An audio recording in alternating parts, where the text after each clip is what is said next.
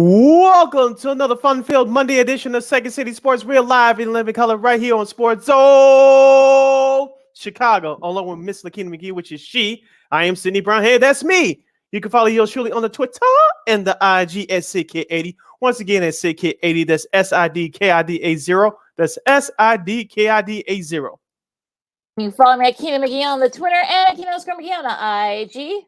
Make sure you download that Sports Zone Chicago app today. You want to know why? Because we said so, that's why. And also, too, you can catch our other 5 live shows throughout the week. So if you happen to miss them, you can catch them at your own leisure. Make sure you download that Sports Zone Chicago app today. Speaking of Sports Zone Chicago, you can catch them on all social media platforms.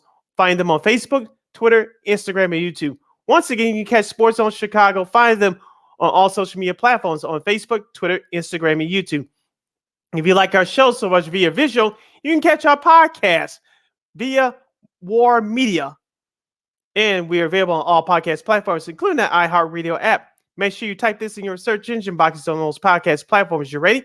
WARR on Anchor. Once again, at Warr on Anchor, you can catch our podcast. And you can find the guys at Warr Media at WARR Media on Facebook, Twitter, Instagram, and YouTube. Once again, you can find Warr Media on Facebook, Twitter, Instagram, and YouTube.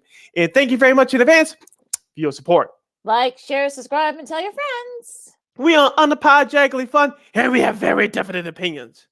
If you have any definite opinions due to our 2-hour extravaganza we call a Sports Talk Radio Show, you can always go to Sports Zone Chicago's Facebook page or Sports Zone Chicago on YouTube. Type in your questions and comments in the comments section. Lakeena will get them up on the screen for you. But if you decide to troll and or do something stupid, I've given Lakeena full power to give you fools the barely be a boot. Bye-bye.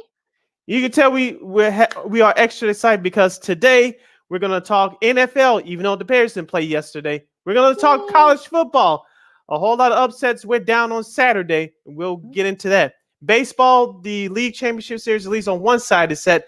The American League Championship Series will be set tonight because the Yankees and Guardians will play Game 5 at Yankee Stadium. We'll give you a quick preview on that.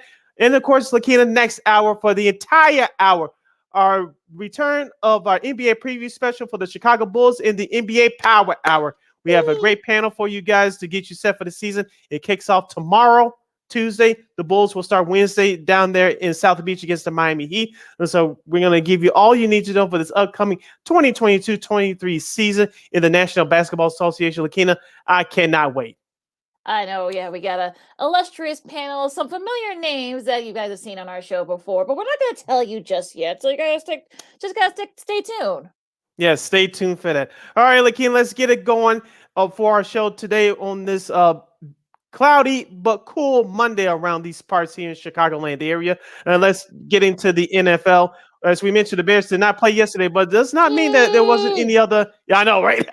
But it does not mean there wasn't other action that there was going on around the country. And let's start in Atlanta, where the Atlanta Falcons upset the San Francisco 49ers. These two old NFC West rivals. Now they're in different divisions. The Falcons get by the 49ers 28-14. Jimmy Garoppolo, 2 touchdowns off of 296 yards passing for the Atlanta Falcons. Mr. Hundley ran the ball very well for 16 carries for 59 yards. Lakeena, Marcus Mariota for the Falcons, 3 touchdowns in the win. Yeah, just this was definitely a trap game for San Francisco. The fact that having to travel across country, playing at noon, and also too they were completely shorthanded. They lost a lot of their top defensive backs and their defensive their O-line guys. Got banged up too, so they were definitely playing shorthanded. But even still, I mean, they really they should have won this game. Of course, Jimmy Garoppolo had two interceptions and such. Mariota had two touchdown passes. One of them was, of course, to Kyle Pitts. And it was sort of one of those games where, it just, Atlanta got into a big lead, and you thought that maybe San Fran would come back. You thought that maybe San Francisco would take control, but they really just couldn't get it going once they started losing guys in the second half. I'm talking about San Francisco. Yep. Yeah, the 49ers couldn't get it going in the second half offensively. They got back in the game with 2 quick touchdowns to tie it. And, of course, Atlanta went ahead with the go-ahead touchdown right before halftime. And shout out to Noah Eagle. His father is Iron Eagle. I know, Lakeena, you interviewed him about a year or so ago, of course. Mr. Noah Eagle is this year, actually. Yep. Was it? Okay. Yeah, but Noah Eagle is the current TV voice of the Los Angeles Clippers, and he did a great job with Mark Schlev on Fox yesterday. So the Falcons pick up the win. They are 3-3 on the year. The 49ers dropped their record to 3-3. Let's go to Cleveland, Ohio, Lakeena. The New England Patriots dominated the Cleveland Browns on the road 38-15. Rookie quarterback Bailey Zapp for the Patriots, 309 yards, 2 touchdowns. Ramondre Stevenson, 19 carries, 76 yards, and 2 touchdowns. Yeah, Jacoby Brissett had 2 interceptions, and Ramondre Stevenson has 76 yards, rushing yards, and 2 touchdowns. And this is who the Bears going to be playing on next Monday, folks. So they're trying to slow Stevenson down. Also, Bailey Zappa actually is proving that he's actually been pretty solid. I think I saw a stat where he's the first rookie quarterback to pass for over 300 yards in his first 2 starts and to win both of them. So showing, at least so far, showing that he's actually still a pretty solid showing so far. Now, as far as Cleveland, they just couldn't get things going.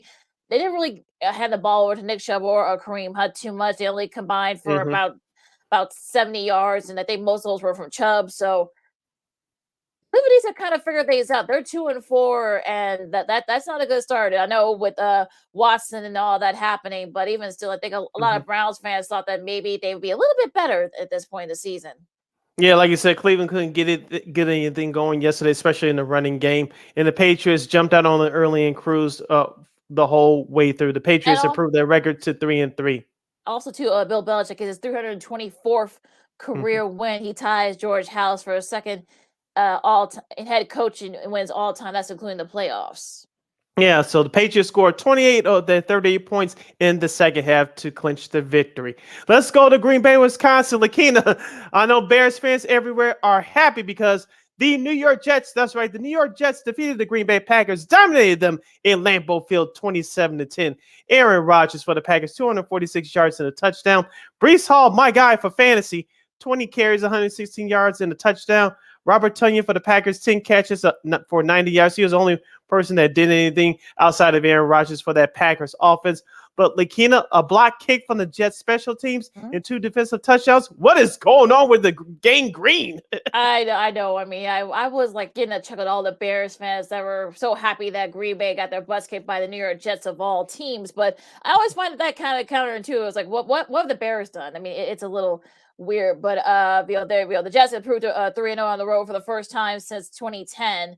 That's also the last time the Jets made the playoffs. So we're still a long way away from that. But I don't know what's going on in Green Bay. I mean, that's for other folks to figure out. It's the running game that couldn't get going. I know you could say it's injuries and such for the Packers, but the Jets seem to be pretty solid. I mean, look, Zach Wilson didn't make any major mistakes. Breece Hall is, show you why that he should be at least in the conversation for Rookie of the Year. And the special teams was actually really, really good. So yeah, this is a nice win for the Jets. Yeah, did you see my guy Mr. Sauce at the end of the game wearing that cheese head? Yeah, Sauce Gardner with the cheese head. Yeah, very entertaining, very interesting. The Jets are now, as you mentioned, 4-2 on the year. The Packers dropped their record to 3-3, 2-2 at home. That's very uncharacteristic for the Green Bay Packers. To Indianapolis, Indiana we go, where the Colts come from behind to beat the Jacksonville Jaguars 34-27. Matt Ryan for the Colts, 42-58. That's right, that's not a typo. 42-58 for 389 yards and 3 touchdown passes.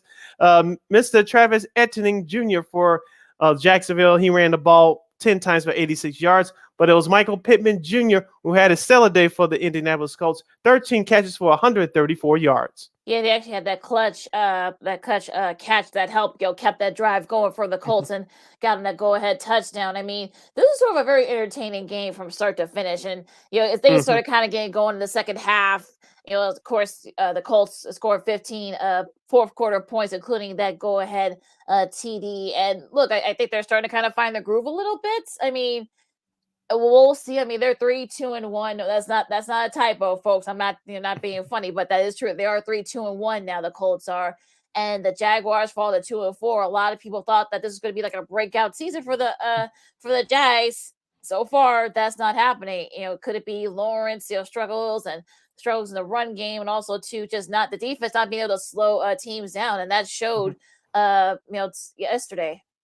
Yeah, you said it all right there. Like, I was watching some of this game live via this computer screen in Jacksonville for the second time this year. It started off with a 14-0 lead on the road Hmm. and blowing it at the end. The Colts came back, as you mentioned, with 15 unanswered points in the fourth quarter to 15 points in the fourth quarter, rather to steal the win from the Jaguars at home. As you mentioned, the Colts were in trouble there for the last couple of weeks. We were wondering, could Frank Hmm. Reich lose his job? But right now, he's looking good at 3-2-1. The Jacksonville Jaguars, you still looking at signs of a young team, but they have a better head coach than Doug Peterson. And Trevor Lawrence didn't play bad yesterday. I think it was a tale of two halves for him. He looked great in the first half. That second half, it just wasn't working for him. And the To Colts, South, well, the Colts also exercised those demons too, because remember the Jags kept them from going to the playoffs last year, yeah, so yeah. that might be a little bit, little bit of revenge there. Yeah. To South Florida we go, where the Minnesota Vikings hang on to a 24-16 win over the Miami Dolphins. Teddy Bridgewater, who came in relief at quarterback for the Dolphins, 23 of 34, 329 yards to 2 touchdowns. Dalvin Cook ran the ball hard for Minnesota 13 times for 77 yards in a score. Tyreek Hill, who was gimpy with an injury, he had 12 catches for 177 yards for the Dolphins. Yeah, it was definitely one of those interesting games. You thought that Minnesota kept it close for a little bit. This could really get things going. Bridgewater had 2 interceptions, so that didn't help them Mhm. in that cause. But they started kicking into gear with the Vikings. It says they scored 2 touchdowns, including the go-to-head touchdown. So to Thielen, cousins to Thielen. So that was actually sort of like the thing that kind of put a capper on that one. Now the Dolphins, they're correct. They tried to catch up, but they just couldn't do it. And Mhm. the Dolphins get I mean, the Vikings, I should say, got a nice little win on the road, which could definitely go a long way when it comes to seeding. Yeah, the Vikings are 5-1 on the season, 2-1 on the road. The Dolphins are 2-1 at home. They dropped to 3-3 on the year. To the Bayou we go next, where the Cincinnati Bengals, as I said on Friday, they hang on to a 30-26 victory of the New Orleans Saints. My guy Joe Burrow, who's my quarterback this year on fantasy, he had 3 touchdown passes off of 300 yards passing. Even Alpha Kamara had 99 yards rushing for the Saints. For the Bengals, 7 catches, 132 yards, and 2 big touchdowns by second-year wide receiver Jamar Chase. He was the reason why the Bengals were able to win this game, because he kind of kept drives going and such. It was Hmm. sort of back and forth. It's actually one of the games of the day. I don't think anybody caught that, but the Bengals did what they could to kind of keep themselves in it. And late, the Saints just couldn't get it going late on offense. I mean, yeah, Taysom Hill got his touches, and so did Alvin Kamara and Mark Ingram, but they Hmm. just the defensive force just couldn't stop Jamar Chase. I mean, good luck to whoever has to try to guard him. That's proving you why he's one of the top wide receivers in the league. Yeah, the Saints are now 2-4 on the year. The Bengals improved their record to 3-3. To New York City we go, where the New York Giants, that's right, the New York Football Giants are now 5-1 after upsetting the Baltimore Ravens 24-20. Lamar Jackson, 210 yards passing with 1 touchdown. Kenyon Drake ran the ball hard 10 times for 119 yards in the score. Mark Andrews, 7 catches for 106 yards in a touchdown. But Lamar Jackson's turnover late, i.e., the interception, led to Saquon Barkley's go-ahead touchdown, which eventually sealed the win for the men in blue. Yeah, I'm gonna get to that in a second, because Baltimore should have won this game. Just that simple. Yes. And once again, the Giants took advantage of mistakes being made. I know New York fans, look, you got both the Giants and the Jets are combined 9-3. Yeah, that's great. Now the Jets might be for real. I don't think the Giants are, because they're depleted in some areas. So yeah, I think again, this is sort of one of those things where they benefited from someone's mistakes. I'll get to Baltimore in a second and their little mistakes, but yeah, I mean, yeah, you know why, Sid, but yeah, Yeah. but look, you did what you had to do. Look, Saquon Barkley, kept New York in it, so it's really not that not a big surprise, but yeah, yeah, go on. I can't say nothing else about that one. We'll let you breathe in a couple minutes. Breathe, breathe. You listen to Second City Sports or Sports Zone Chicago. I'm Sid. That's Lakeena. As we review Week 6 from the National Football League, the action that took place yesterday, and let's stay on the East Coast, Lakeena, where the Pittsburgh Steelers upset the Tampa Bay Buccaneers. That's right. That's not a typo. The Steelers beat the Buccaneers by the score of 20-18. Tom Brady, 25 of 40 for 243 yards and a touchdown. Leonard Fournette, 21 carries for 63 yards, but it was Chase Claypool, the third-year wide receiver for Pittsburgh, 7 catches, 96 yards, and a touchdown. Yeah, I mean, this is sort of one of those things where Pickett got hurt, got banged up. Of course, Trubisky came in, threw a touchdown to Claypool, and it was sort of again, this is sort of one of those things where this is when the injuries to that O line for the Bucks. They had consecutive 3 and outs and whatnot, so they had their shots to win the game. I'm talking about the Bucks, but they just couldn't do it. And like, give the Steelers credit. I mean, look, this is sort of like Mike Tomlin. I know he doesn't want to say rebuild, but that's kind of what they're doing. They were sure, Trey Kilpatrick, who's one of the best players that they do have on there. He was hurt, so he didn't play. But if they were to pull it off, the upset. I mean, again, if you're the Bucks, it's gonna be one of those losses where it could come back to bite you in the butt, especially when it comes to divisions and also to tiebreakers. Yeah, who would have thunk that the Buccaneers and Falcons will be tied for first place in the NFC South? Of course, the Buccaneers have a game on hand because they beat the Falcons last week. But I was watching that game, some of it live via this computer screen, and Chris Godwin had a good game for the Buccaneers as far as receiving was concerned. But that rest of the offense, they just couldn't get in sync. I'm not going to sit here and say they were lollygagging around, but it's just something just isn't right with that Tampa Bay team. And I think you just described it, Lakeena, with the injuries to offensive line. We talked about it early in the season, coming into the season, and they haven't having trouble running the ball too much. But just like the passing game is just not right, but something else isn't right either. I just can't quite put my finger on it, but we'll discuss Tampa Bay again down the road. The Steelers improved their record to 2-4. Buccaneers dropped to 3-3 and tied for first place with the Falcons in the NFC South. To the late games we go, and let's go to Los Angeles, Lakeena. This game was ugly early on, but the Rams pulled it out at the end with 17 points in the second half. They beat the Carolina Panthers without Baker Mayfield, 24-10. Matthew Stafford, he had an interception, but he also had a touchdown pass off of 253 yards passing. Christian McCaffrey for the Panthers, 13 carries for 69 yards. And he also had 7 catches for 89 yards. But a receiver was kicked out of the game by his own coach and got traded after the game. What is going on here? Yeah, we'll get to the Robbie Anderson thing in a second, but look, this wasn't pretty for the Rams. I mean, the game itself. If I watched this game via this laptop, and same here. It was definitely a chore to watch. I think there's no sugarcoating it. It was a pretty brutal to watch, but this was the kind of game the Rams needed because of all the struggles that they had lately. So not a big This is sort of like, again, Stafford wasn't great, had an interception, threw over 250 yards and a touchdown. Darrell Henderson had Jr. had a touchdown, rushing touchdown. Also, Ben Skidoric had a touchdown, a rushing touchdown as well. So, it's Allen Robinson got his first touchdown in the season, catch of the season, former Bear. So, again, not pretty, but you take the win if you're the Rams. Now, Robbie Anderson, that whole thing, you saw it all transpired. He got into it with the wide receivers coach. Got into it, and of course, if you saw, I'm sure it was all over social media. He was sitting there with his, with his glasses on, listening to, I guess, to his Beats by Dre headphones. Of course, now it just came across the wires about 15 minutes ago that he's been traded to the Cardinals, and we'll get to them in a second because they definitely need him. And so you'll take the win if you're the Rams, and the Panthers. They're basically having a fire sale. Yeah, and also too, this is the first time the Rams has had over 100 yards rushing as a team this season. So the Rams will improve that record. They improved their record to 3-3. The Panthers dropped to 1-5. As Lakeena said, they're riddled with injuries, and it looks like they're having a fire sale. Could Christian McCaffrey be next on the trading block? We shall see. To the Pacific Northwest we go, where the Seattle Seahawks dominated the Arizona Cardinals by the score of 19-9. Kyler Murray, not a good day. 222 yards passing in a pick. He also carried the ball 10 times for 100 yards. Zach Ertz, 7 carries for 70 yards. But Kenneth Walker Jr., the rookie running back out of Michigan State, scores a rushing touchdown for the Seahawks as part of the big victory at home. Yes, sacked 6 times Kyler Murray was, and that was just another brutal game to watch. Geno Smith, made less mistakes, 197 yards. He was sacked 5 times, and just not a good game to watch. Now, it'll be interesting, though, of course, now with Robbie Anderson now with the Cardinals. DeAndre Hopkins will be back on for that Thursday game, because he's back from that suspension, so that should help their offense a little bit. But Kenneth Walker the third, from Michigan State, he had a very nice showing there. So again, you take the win if you're Seattle. They're 3-3, and Cardinals fall at 2-4.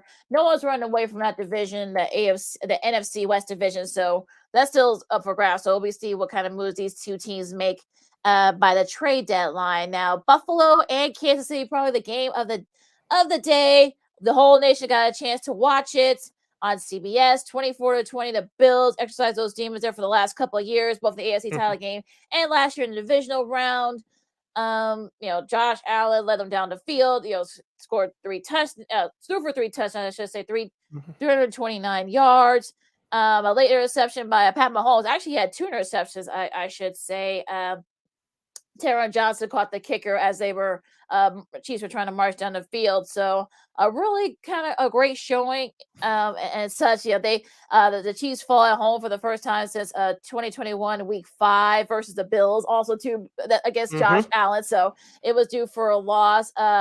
Allen also is the first starting quarterback to beat Mahomes twice at Arrowhead. And he also recorded his 12th career game with 300-plus passing yards and 3 touchdowns, tying with Jim Kelly for the most in franchise history. So I know you saw this game, Sid. What'd you think? It wasn't as much scoring as we expected, but it was still a classic slug-it-out game. And Lakeena, check this out. I saw this on the stat sheet, and guess what happened with Buffalo? Who was their leading rusher? Devin Singletary, 85 yards. Yay! Remember, I've been saying for the last couple of years, if Josh Allen's your leading rusher, you're going to have a problem. Yesterday, Devin Singletary, they trusted him with the rock. He gave you 85 yards. Hopefully, they could do that consistently. Sean McDermott, your head coach, you'll be okay. That's one thing. That's one thing I liked from yesterday, and also too, Stephon Diggs stepped up. I know he had to rebound from his playoff disappointment last year. He had 10 catches for 148 yards in a touchdown there in the second half. So I liked what I saw for Buffalo. I told you that Kansas City was going to win on Friday. Of course, I was wrong, but something isn't right with Kansas City, and I think this is bigger than not having Tyreek Hill. But that's just me. I know they were shorthanded, especially in the secondary, and Allen was able to exploit that. But even still, that was if you're Buffalo, this is what you needed, especially for those last 2 meetings that you guys had. So this is something that that was really needed if you're Buffalo. So I think this could be a nice little confidence boost, if you will. They're now at the top of the AFC right now. Yeah. Could the Chiefs figure it out? Sure, but right now it's not looking good, and I think. Yes, could it be injuries? Yes, it's not having Tyreek Hill, but that's something that we'll figure out as we go into the season. Now, the Sunday night game here, the Eagles stay undefeated by beating the Cowboys 26-17. Jalen Hurts threw for 155 yards and 2 touchdowns. Miles Sanders rushed for 1 TD and 71 yards. It was their defense, though. CJ Gardner-Johnson had 2 interceptions for them. Also, Darius Slay had an interception, 2 for the Eagles. The Cowboys did catch up a little bit in the second half, but it was like I said, the defense also too. That kicker, not the kicker, but the kicker touchdown by Hurts that sealed that win for the Eagles to keep them undefeated.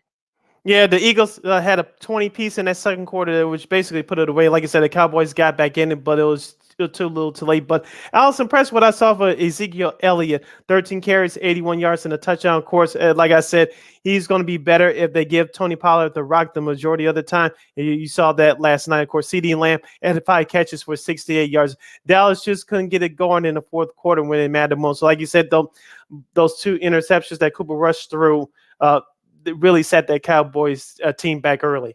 Yeah, and that's definitely one of those. And also, too, look, Dak Prescott might be back next week. He kind of put it out there that he might be back next week. Who knows? Cooper Rush kind of falling back to earth a little bit with those 3 interceptions. So we'll see. It's going to be very interesting, though, especially once Dak comes back. Now, real quick with your studs and duds, Sid, go. Okay, Josh Allen will get a stud for me. He's my number 1 stud. Ramondre Stevenson, the running back for New England, he's my 2nd stud as the Patriots beat the Browns. And my 3rd stud is the Jets special teams. Okay. As they beat the Packers yesterday, 27-10. Well, you stole a couple of mine. Josh Allen, I'll keep that one. Josh Allen. Also, I'll say the Patriots as a team, between Stevenson and Bailey Zappi and their defense. Good luck to the Bears having to face them next Monday night. My last stud goes to Indianapolis. Got a much-needed win against the Jags. Of course, Matt Ryan, going down the field. He did this. He's done it a couple of times in their So it's going to be very interesting to see how the Colts, look, that AFC South is still pretty winnable for them. So hopefully they can, get things going. Yep. Now my 3 duds, the 49ers, the Packers, and Arizona, i.e. Kyler Murray. I'll say Arizona. Again, you stole mine. I don't know what the hell happened there. Robbie Anderson, I mean, getting, showed up and such. I know you've been such a the trade rumors and such. So, but yeah, you get traded to Arizona all because also to Marquise Hollywood Brown looks like he might be done for the year with a foot injury. So that might be hence the Robbie Anderson trade that just went down about a half hour ago. And Baltimore, you had a lead. I'm not just going to put Greg Roman in my doghouse, but also I'm going to put Lamar Jackson. What were you thinking throwing that interception for grabs? Take the sack, dude. Take the sack. This isn't your first. You want to make those big bucks. You want to make that big contract. That's not going to help you. Just saying. All right, quickly, Lakeena, Monday Night Football tonight at 7:15 on ESPN. And I think the Manning cast is back. You can let me know if that's true or not. The Broncos will travel to Los Angeles to take on the Chargers. Broncos come in at 2-3. The Chargers 3-2. The Chargers are 4-point favorites. I told you on Friday I like the Chargers. Their Denver offense, it still has some kinks to work out. Maybe it'll show up tonight for a minute. I don't know, but I see the Chargers not totally dominating this one, but it's gonna be ugly close. I say about 20-15. 17-13, somewhere around in there. I don't know. Those are your type of games. well, yeah, it could be that kind of game. I think that's what I was expecting. I picked the Chargers, so just because I don't trust Denver in that offense. But I wouldn't mind if the Chargers had a pick 6, so I think that might help. And also too, the Mancast is not back till remember. It's not back till next. No, that's right. That's that Patriots Bears game. But yeah, I mean, this could be, like I said, I'm sure it'll be close for a little bit, but I think the Chargers will pull it off late. And I mean, it might end up being a good one after all, but it just won't be pretty. Yeah, and there's your week 6 recap of the National Football League from yesterday. Lakeena, we're just getting started. We still got this recap week 7 of college football. 6 teams that were undefeated lost. Alabama, Tennessee was a classic. I had a chance to watch the majority of that game. Some teams went down in the Big Ten. Some teams in the Big Ten improved. We'll get into that, and we'll give you our baseball thoughts as the league championship series will start tomorrow night. But we have Game 5 of the Yankees Guardians tonight. We'll give you our picks for that game. That and a whole lot more as you listen to the Monday edition of Second City Sports. I'm Sid. That's Lakeena. You're listening to Sports Zone Chicago. This year, my mom got me the perfect bag for back to school. These colorful binders help me stay organized. These headphones are just what I need for studying. These new sneakers are just what I need for the new year. This jacket is a real must-have. My parents got me the skateboard I wanted. It's pretty cool. These scissors really come in handy in art class. These colored pencils, too. These new socks? They can be a real lifesaver.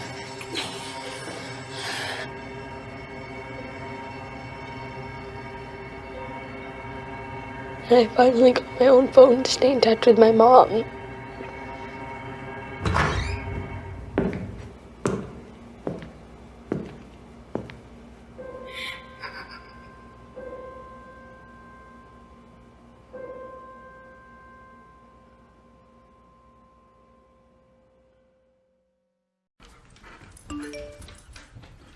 Trisha's having a sleepover tonight. Can I go?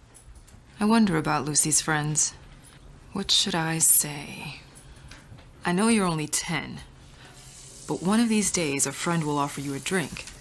And alcohol at your age can lead to so many things. None of them good. So can I go to the sleepover? Lucy, I want you to promise me I something. finished my homework. Bigger promise. If there's any drinking, I want you to say, "No thanks, not my thing." Mom. I promise you, your real friends won't care. Deal? Sure. Really? I promise, Mom. They really do hear you. Did you pack your toothbrush? For tips on how to start the talk, visit underagedrinking.samhsa.gov. A public service message from the Substance Abuse and Mental Health Services Administration.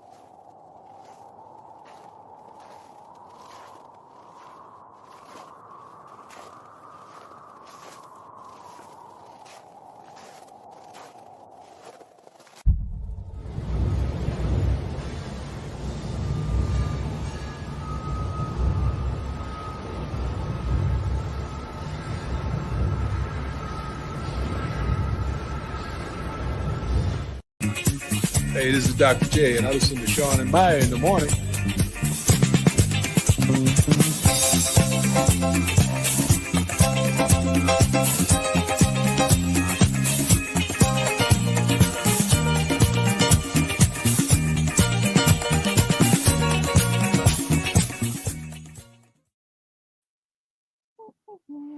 Welcome back to the Monday edition of Second City Sports. We're live in living color right here on Sports Zone Chicago. I'm Sid, that's Lakeena. You can follow yours truly on the Twitter and the IG at SidKid80. Once again, that's SidKid80. That's SIDKID80. That's SIDKID80. You can follow me at Keena McGee on the Twitter and at Keena_McGee on the IG.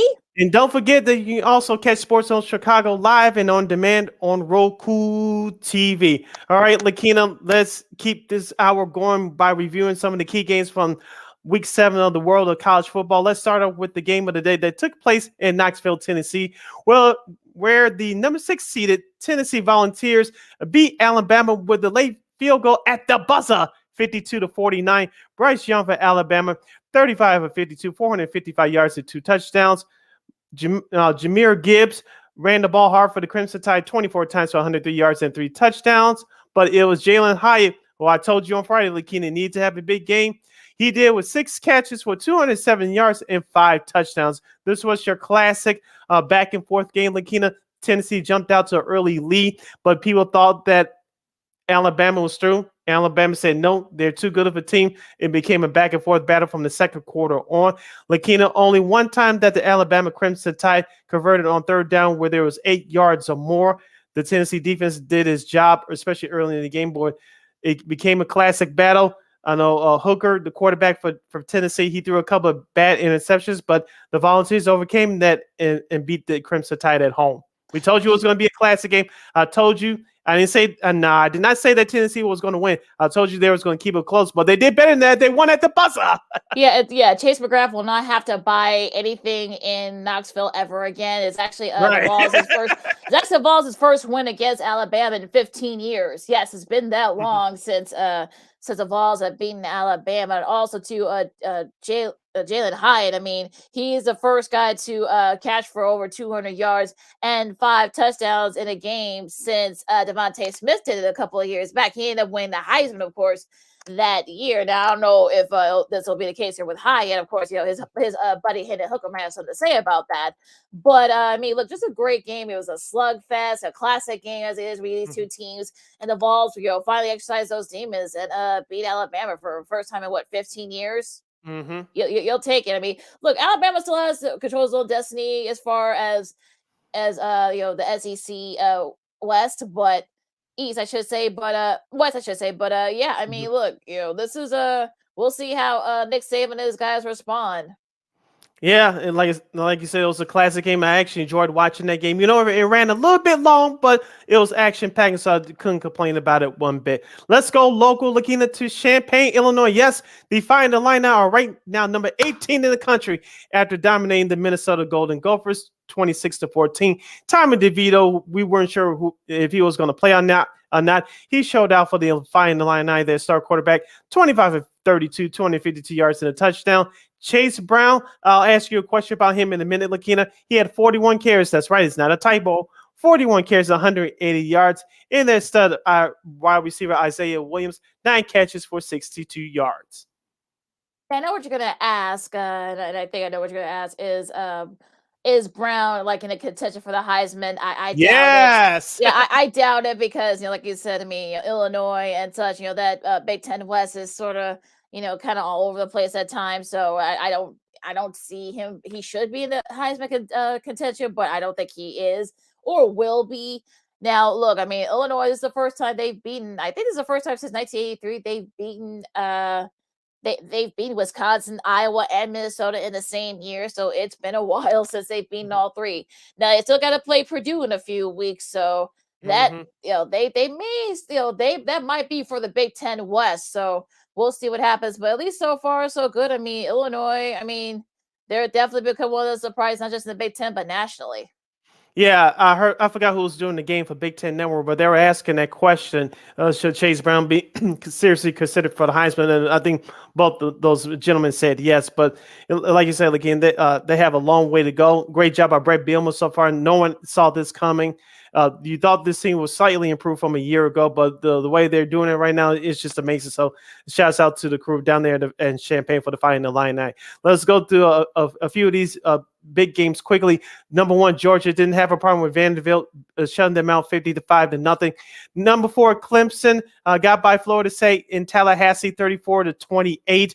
In Penn State, number 5, Michigan, number 5 team in the country. They dominated Penn State in the Big House 41-17. Closeness. It was, I think it was a tied, or at least I think it was close in the second quarter. But of course, as usual, Michigan kicked it into gear. Donovan Edwards, who was another guy that kind of like the Thunder to Blake Corum's Lightning. He had 173 yards and 2 touchdowns, rushing touchdowns. Blake Corum, 166 yards, also 2 touchdowns. They're kind of like the Thunder and Lightning. I know Edwards has been out a couple weeks with an ankle injury, so it was nice to see him back and get things going there for Michigan. And so he and Corum kind of go back and forth. There, they get a much needed week off, I should say, this week to kind of like rest up because they got a pretty tough stretch in the Big Ten coming up. But look, their defense, they tightened up in the second half and slowed down Sean Clifford and the Nittany Lions. And also, this is the first time that Michigan has started 10-7, I should say, back to back. And you got to go all the way back to the early 70s. So it's been like 73 and 74. So it's been that long since Michigan has had a back-to-back 7-0 start. So we'll see how they finish. Yeah, Michigan's 4-0 in the Big Ten. Penn State drops to 2-1 in the Big Ten, 5-1 overall. Another upset that took place on the West Coast. I had a chance to watch some of this game flipping back and forth with baseball. Number 20, the Utah Utes upset number 7, the USC Trojans, 43-42. Cameron Rising, the stud quarterback for Utah, 415 yards passing and 2 touchdowns. And their big tight end, Dalton Kincaid, 16 catches with 234 yards and a touchdown. Lakeena, it came down to this. USC couldn't run the ball consistently, even though Dye had 76 yards. Travis Dye had 76 yards in the score.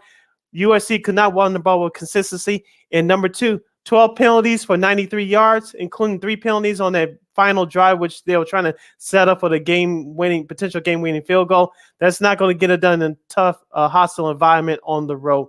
12 penalties for 90. 12 penalties. Pac-12 referee strike again because those 3 penalties were BS. It's because the first one, the targeting But those 12 call. penalties, those 12 penalties overall, you're not going to win. You're not going to win a game that way. But those 3 penalties especially were terrible. I'm guessing Utah. I guess the refs had Utah on the money line, so I guess that's what happened there. Yeah, I said it. But yeah, look, Dalton Kincaid is a stud. Had 234 receiving yards. They couldn't slow him down, and Rising, scored that 2-point conversion. But all of that can be true. Yes, Utah played a great game, and we know how good that Utah team is. But yes, the referee played a part in it as well. So both can be true. Utah improves their records to 5-2 overall, 3-1 in the Pac-12, I should say. USC drops to 6-1, 4-1 in the Pac-12. Do you think USC has a shot, even though the odds just got small for them? Do you think they still have a small shot in getting into the college football playoff?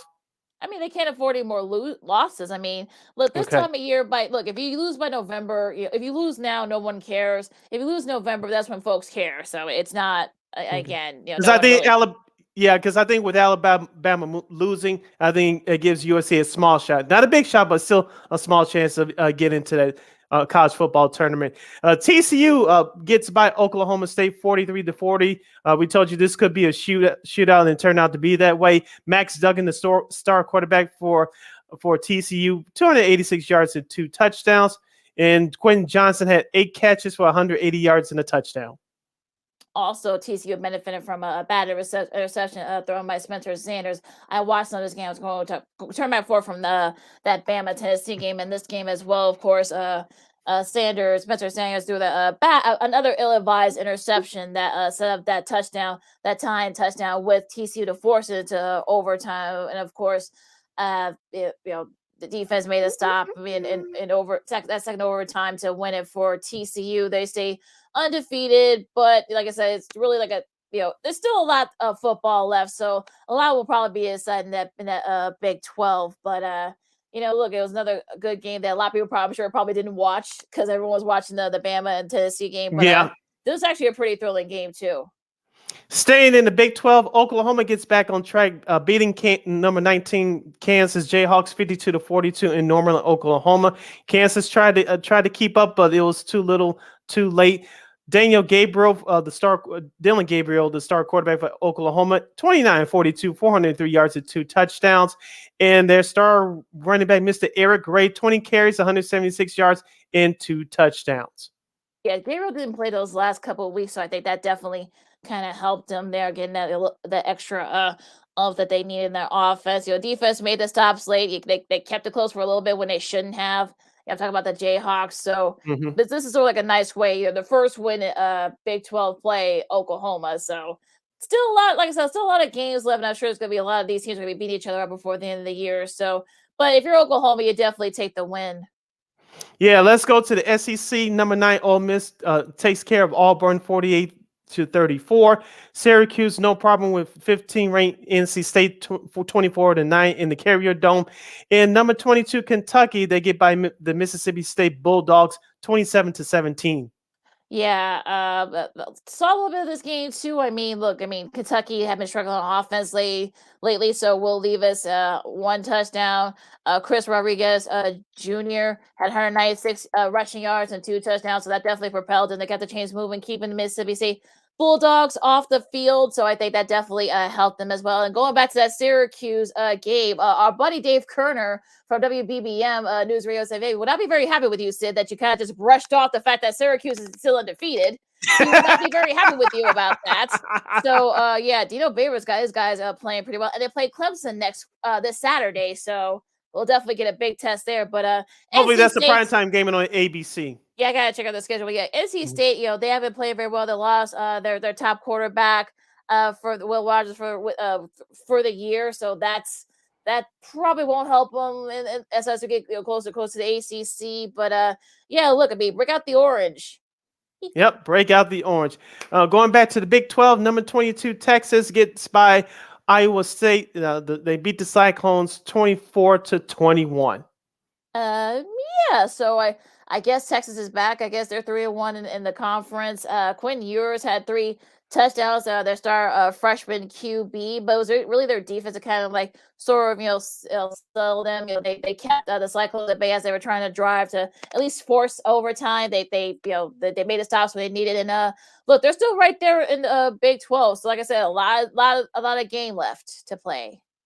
You listen to Second City Sports. We're live in Living Color on the Monday edition right here on Sports Zone Chicago. I'm Sid, that's Lakeena. We're reviewing some of the key games from the Week 7 action and from the world of college football. Let's go back to local action, Lakeena. Northern Illinois, they improved their record to 2-5 on the year, 1-2 in the MAC. They dominate Eastern Michigan 39-10. Harrison Wiley, their stud running back for the Huskies, he had 16 carries for 158 yards and a big touchdown for 76 yards. Yeah, nice win for the Huskies. They definitely needed that because they had kind of been sort of in a downward spiral lately. Arkansas got a nice win against BYU, 52-35. A very nice win for them. Especially in the middle of the season, going off out of conference in a hostile environment. So KJ Jefferson threw for 367 yards and 5 touchdowns. So a nice little sort of get right game for him because he had been struggling the last couple of weeks. Raheem Sanders had 175 yards and 2 touchdowns, rushing touchdowns, I should say, for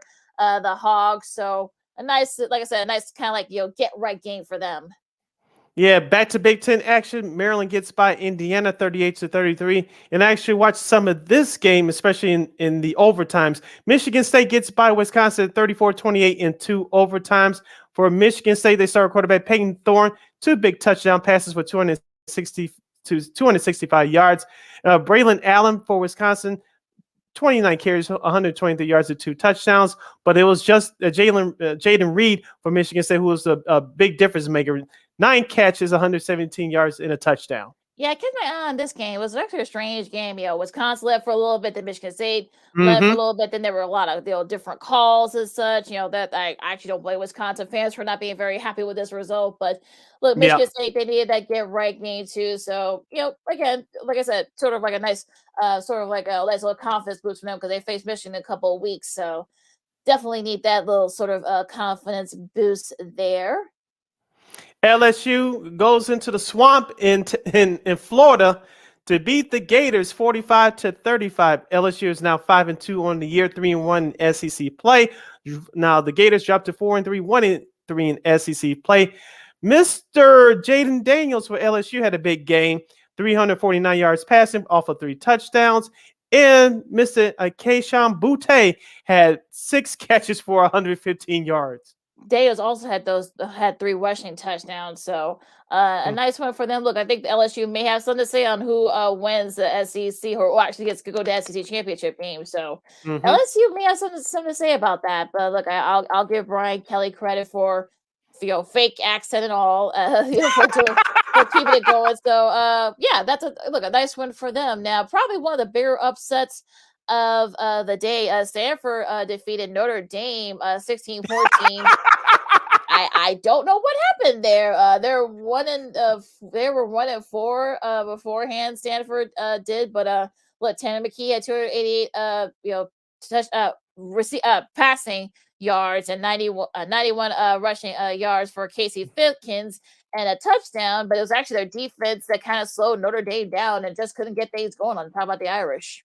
Yeah, the Irish scored all 14 of their points in the second half, but them getting out to a slow start, that's what basically cost them. I did watch like 2 minutes of that game. It was just boring to me, so I turned. So shout out to David Shaw and Stanford.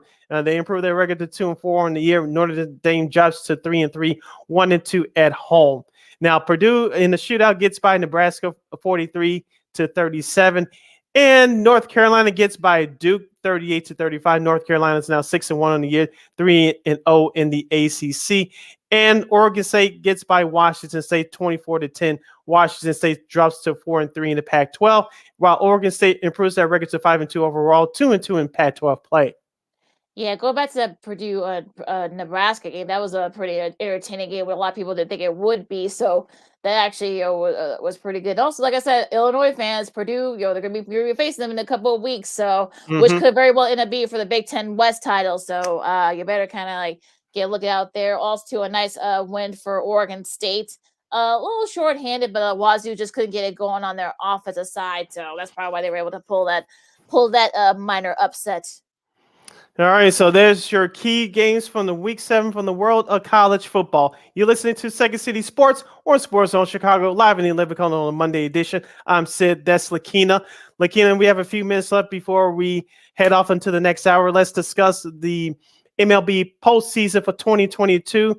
The Atlanta Braves are no longer going to be world champions. They got ousted by the Phillies in 4 games. The San Diego Padres did the same thing to the LA Dodgers. They won both their home games. They actually won 3 in a row after losing the opening game earlier last week at Dodger Stadium. And, of course, in the American League, of course, your Seattle Mariners got swept by Houston. It was a classic 18-inning scoreless game. I know. I was feeling for you, and I saw that last out. And, of course, the New York Yankees stay alive with a big win on the road in Game 4 last night. Garrett Cole pitched his butt off. He went over 110 pitches to keep the Yankees season alive. Of course, Game 5 is tonight at 6 o'clock on TBS here in the States. Lakeena, who takes Game 5? Cleveland or New York is in Yankee Stadium?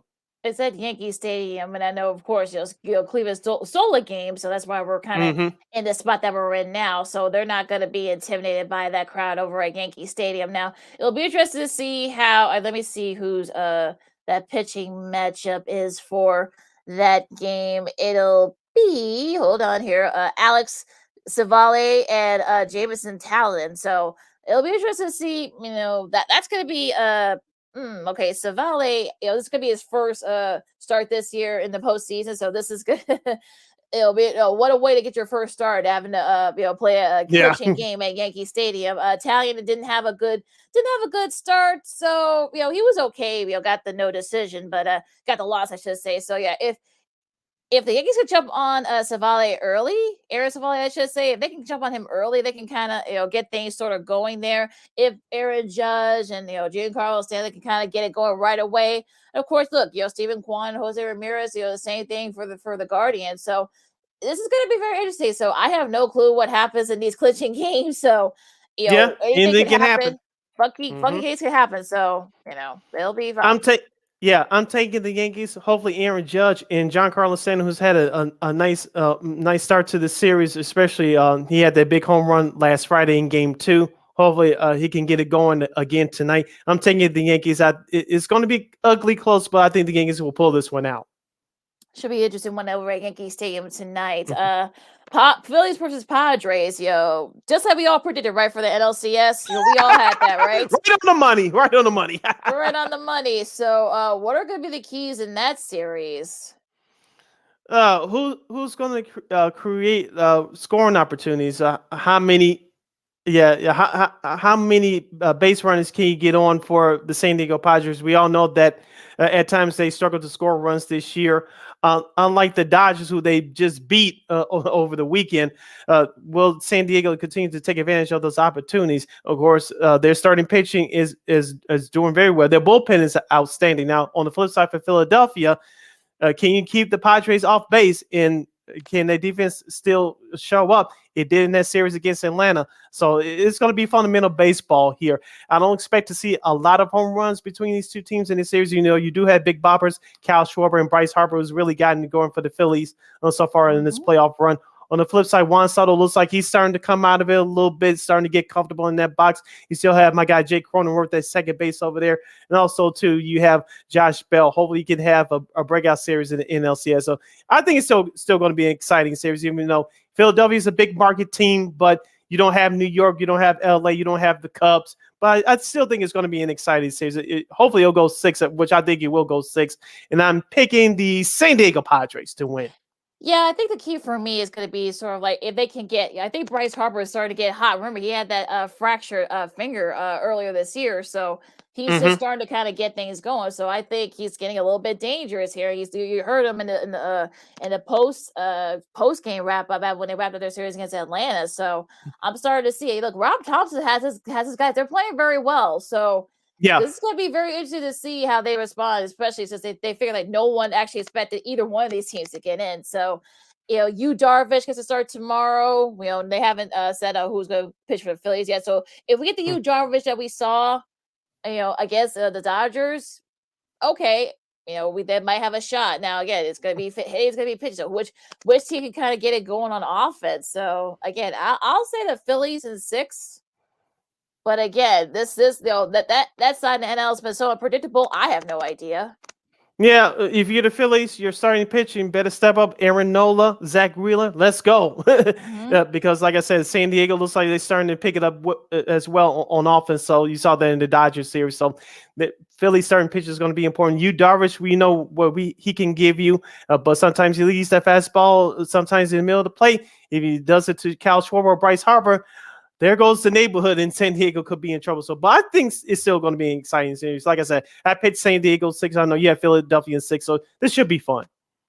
Should be a lot of fun. Our buddy Lamont Scott says he wants a Padres, Astros, World Series, old school, the NL West, best uniforms ever series. Oh, those old uniforms from back in the day. Yeah, so we can't pick the ALCS because we don't know who's going to play. So I guess we can do that when we get back on Friday because they'll be to think of it. Yeah, it'll be Cleveland or the Yankees against Houston. I know baseball wants New York and Houston. I know that for sure. Just for the slugfest purposes. So again, we'll see what happens tonight, and that is a wrap up for our MLB playoff recap. We'll recap more on Friday, but all right, folks, NBA season starts tomorrow. We got an illustrious panel that you guys just got to tune in and see who they are. Again, they're familiar names, but we're not going to tell you who they are just yet. So, in a couple of minutes, we'll have our panel to discuss the Bulls from where are they at to other things. New old faces in new places. Things are starting to kind of get going here. So, so a lot to do still on Second City Sports. Sports from Chicago, Sidney Brown, Lakeena McGee, NBA preview, Bulls preview coming up after this. This year, my mom got me the perfect bag for back to school. These colorful binders help me stay organized. These headphones are just what I need for studying. These new sneakers are just what I need for the new year. This jacket is a real must-have. My parents got me the skateboard I wanted. It's pretty cool. These scissors really come in handy in art class. These colored pencils, too. These new socks, they can be a real lifesaver.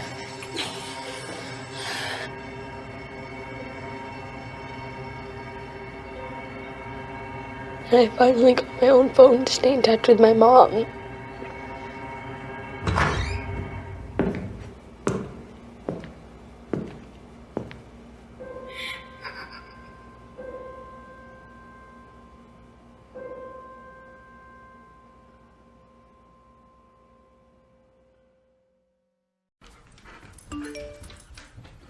Trisha's having a sleepover tonight. Can I go? I wonder about Lucy's friends. What should I say? I know you're only 10, but one of these days a friend will offer you a drink.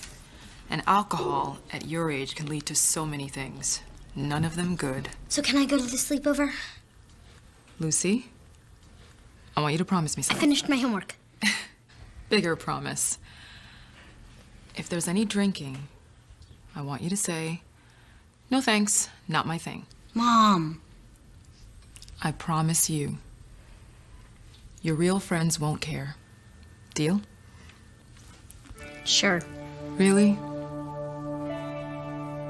I promise, Mom. They really do hear you. Did you pack your toothbrush? For tips on how to start the talk, visit underagedrinking.samhsa.gov, a public service message from the Substance Abuse and Mental Health Services Administration.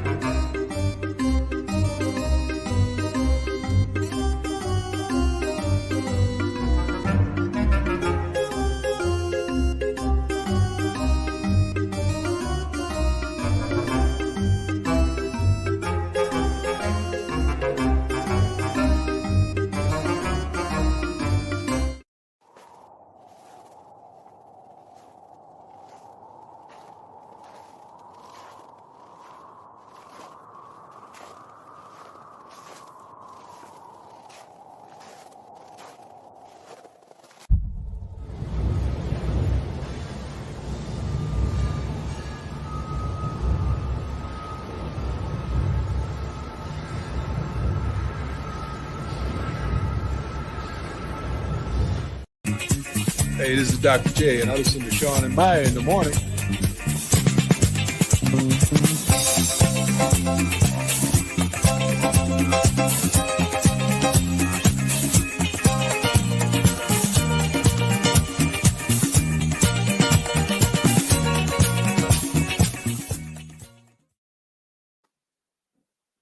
Welcome back to Second City Sports right here on Sports Zone Chicago. We're live in 11 color basketball fans. So I know this is a show you've been waiting for. We'll give you all the details about the Chicago Bulls and the rest of the NBA coming up. But first, I am Sid the Kid, which is me. That's Lakeena McGee, which is she. You can follow yours truly on the Twitter and the IG at SidKid80. Once again, at SidKid80, that's SIDKID80. That's SIDKID80. You guys come dancing to that little beat there at the end of that break. You can follow me at Lakeena McGee on the Twitter and at Lakeena_McGee on the IG. And don't forget, you can catch Sports Zone Chicago. Is now available on Roku TV. You have a Roku TV already, just tap on the sports photo and download Sports Zone Chicago through that avenue. If you don't have a Roku TV, you can still download the Roku TV app through your handheld device and access Sports Zone Chicago through that avenue. And you have a question, a comment for us during the remainder of this hour, our basketball power hour. you can go to Sports Zone Chicago's Facebook page or Sports Zone Chicago on YouTube. Type in your questions or comments in the comments section. Lakeena will get them up on the screen for you. Lakeena, let's not waste any time as we prepare you guys for this 2022-23 NBA season. But this first half hour, we'll discuss the Chicago Bulls. In the second half of the hour, we'll discuss the NBA at large. Let's get it started by introducing to you our illustrious panel, all good friends of this program. First up, our teammate from Warr Media, and he's going to cover the Chicago Bulls for this upcoming season for It's the Bigs Media. Here comes our guy, Mr. Joshua M. Hicks. Josh, welcome to the program. How are you, my man? Hey, yay, Josh! What's up, guys? What's up, guys? There we go. Yay! Sorry about that. Yeah, I was like, click for a second. I was so excited, to click. I'll clicked you for a second there, Josh. How are you? Hey, all is well. Thank you guys for having me back. Look forward to an exciting season. Yes. Can't wait. Our next guest, he comes to us from SBNation. He covers the Bulls and NBA at large for that great publication. He's our guy, Mr. Ricky O'Donnell. Ricky, how are you, my man? I'm good. Thanks for having me. I'm super excited to hear Josh is covering the Bulls for It's the Bigs. That's the best news I've heard all day. And I'm excited for this Bull season to get underway. All right. And here comes our... I love that. I'm about to cry. and last, but definitely not least, he is the president of Bulls Nation. He comes to us from CHGO Sports. He covers the Bulls along with his co-host, Mr. Big Dave Watson. Here's our guy, the ever-loving, fun-loving Mr. Matt Peck. Matt, welcome back to the show. How are you? What's going on, everybody? Hello, I'm looking at Dylan C's mustache. Yeah, nice. The mustache, the stash is back, folks. Fresh Bull season requires a fresh, stupid Chicago sports fan mustache. But I've told myself if the Bulls don't get off to a great start, then I'm shaving it off. That might not be good. Okay, and last but certainly not least, his buddy, as Sid alluded to earlier, from CHGO, Mr. Big Dave Watson. Dave, how are ya? Yay! I'm a little upset. I didn't get none of them long, cool introductions everybody else got. I just got this. Hey, he knows Matt, and he's on the show. That's what I got. So it's all good. I'll take it. I'll take it. I can leave. I got some errands to run if you just want to. No, the president got to stay. The president has to stay. See, Big Dave, this is what happens when Lakeena, I love you, Lakeena, but that's what happens when Lakeena steals a baton from me. That's what happens, but we're so glad to have you on the show. Trust me, it is no problem. It's no problem at all, bro. Well, yeah, he knows wrestling. He knows, he has his own, bowel sports. He still does all that stuff too. So I'm just here. I'm just happy to be here. Thank you for having me. Josh, big up to you, bro. I've been seeing you doing your thing, sir. You've been doing a wonderful job out there, bro. So big up to you. Also, shout out to my man Ricky, man, as always. Ricky looking like he ready for the Blink 182 concert.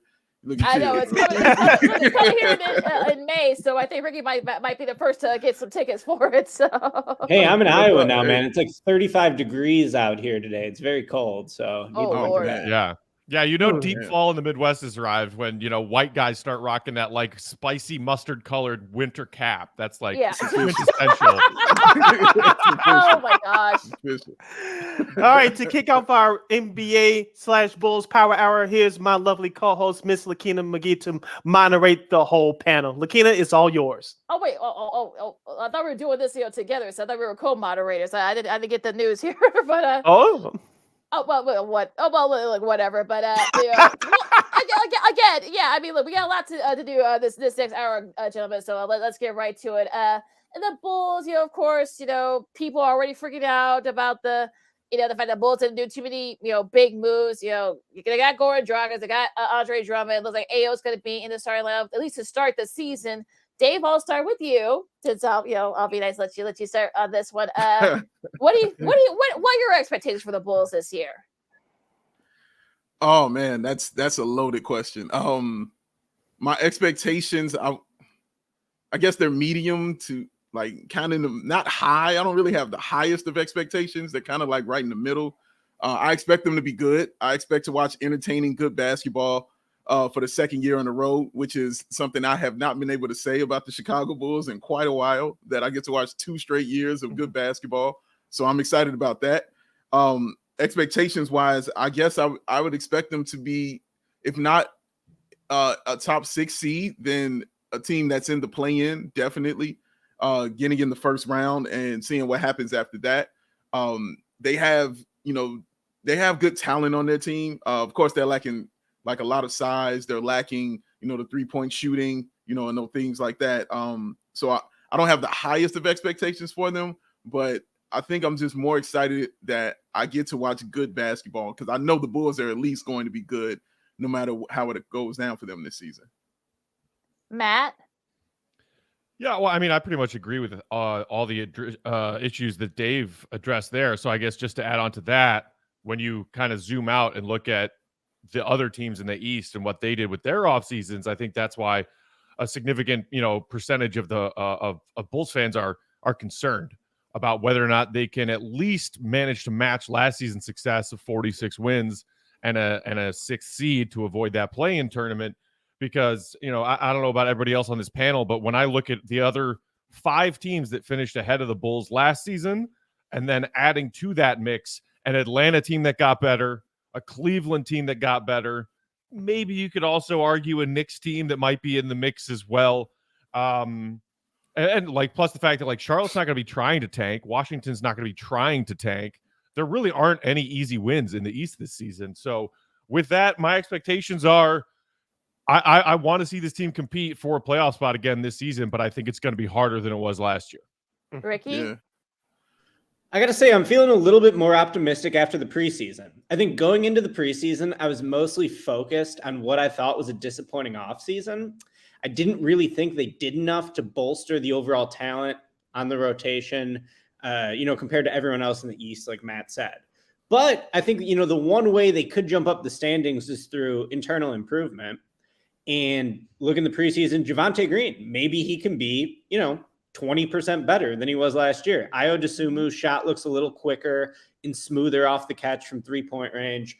We'll see about Patrick Williams, but I liked the versatility he showed as a scorer in the last game. They're getting him involved as, a roll man in terms of just like finishing around the basket, not only being a spot up shooter, which is how Billy Donovan has mostly been using him with DeMar DeRozan. So I expect them to be a good team, like Dave said. Those days of the Bulls getting the 7th pick every year were just brutal. It just felt like, what are we doing here? We're running on a treadmill to nowhere. But this team, remember, last year surprised a lot of people. No one thought that they were going to be a team that would be in first in the Eastern Conference 70% of the way through the season before they, eventually nosedived in the second half. But I'm expecting them to be a good team. I'm expecting them to keep us captivated all season long. And I think, pretty much every game on the schedule should be fun, at least for the first half until teams start tanking, because there's not going to be a lot of off nights in the East. It's a really deep, talented conference.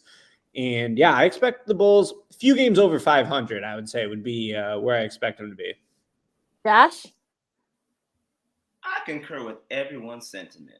However, I think the biggest thing that I'm going to be paying attention to is the fact that last year, like Ricky said, great start for a good portion of the season, and then it just took a huge nosedive.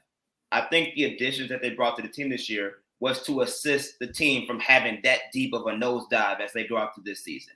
Goran Dragic is a solid point guard, backup point guard who knows how to run the offense, has great experience, and is a very solid veteran presence. Same with Andre Drummond, his versatility as a big man, adding that additional depth to provide, quite frankly, that and more of what we got from the guy last season who was too focused on Kim Kardashian, Khloe Kardashian, the Kardashian family.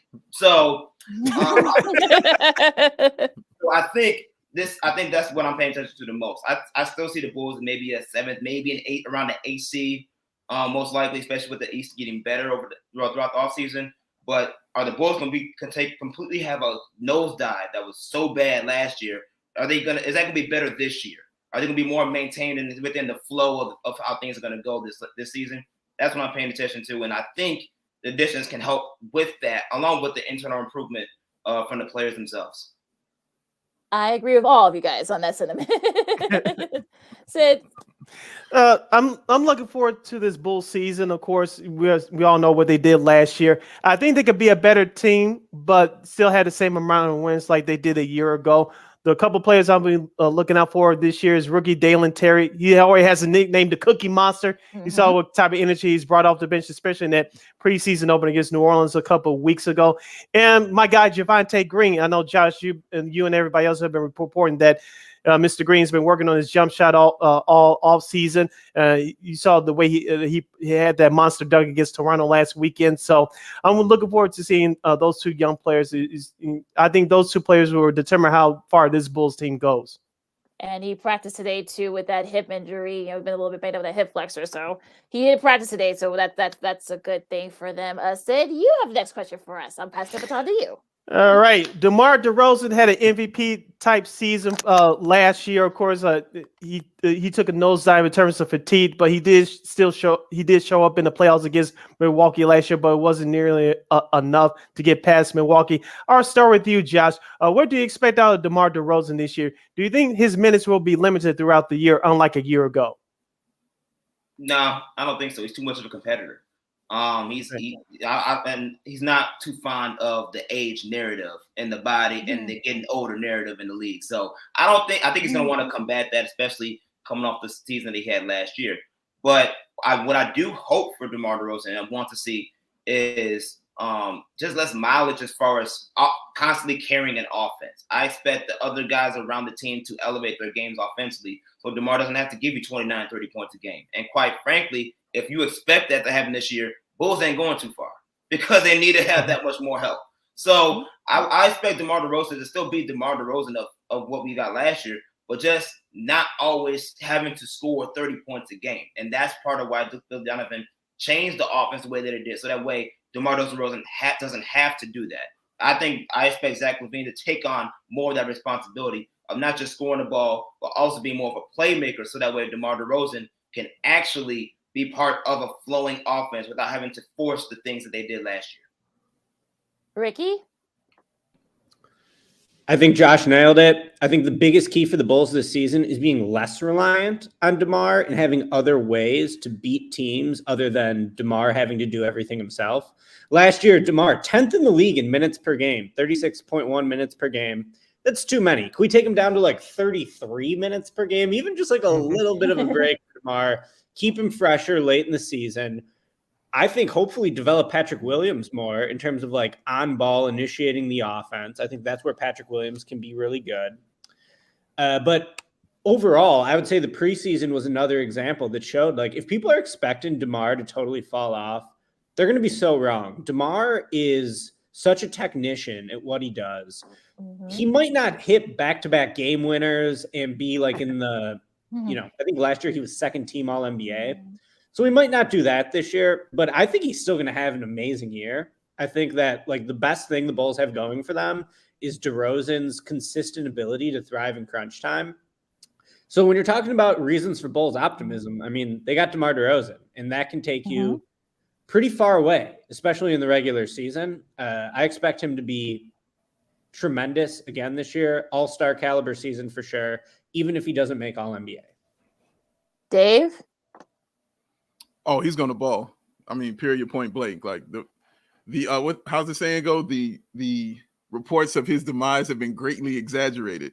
Like, like seriously, man. Like he is going to ball. Period, and point blank. I think Josh though definitely hit it on the head. Like I want DeMar to be more selective in his dominance this year.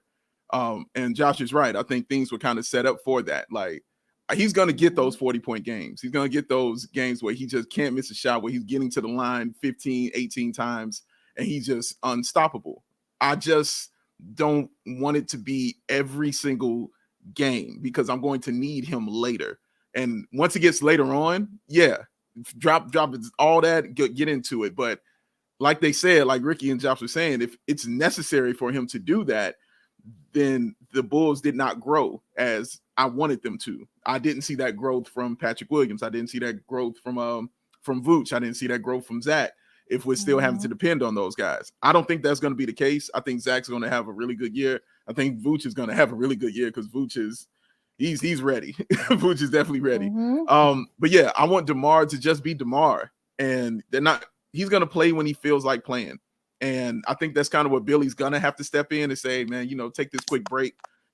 early on in the first half, because I'm sure in the fourth quarter that he's just going to play, period, point blank. But yeah, he's going to be DeMar DeRozan. And what he did last year, I expect to continue. I'm not saying he's going to be 28, 29 a game, but the efficiency, the ease in what he does, like greatness is boring, y'all. You know what I mean? Like, it's coming, what's going to happen, but it's nothing you can do to stop it. You're going to see the same thing over and over and over and over again. And that's what's great about DeMar. You know what you're going to see. You know what's going to happen. There's nothing you can do to stop it. You just have to sit back and enjoy it and love it for what it is, man. So yeah, bottom line, he's going to ball for sure. Matt? Yeah, I mean, I think everybody brought up some really legit points about what to expect from DeMar this season. I'm with Dave in that I think, at least from what we've seen in preseason, it's fair to expect a much more efficient Vooch this season compared to last.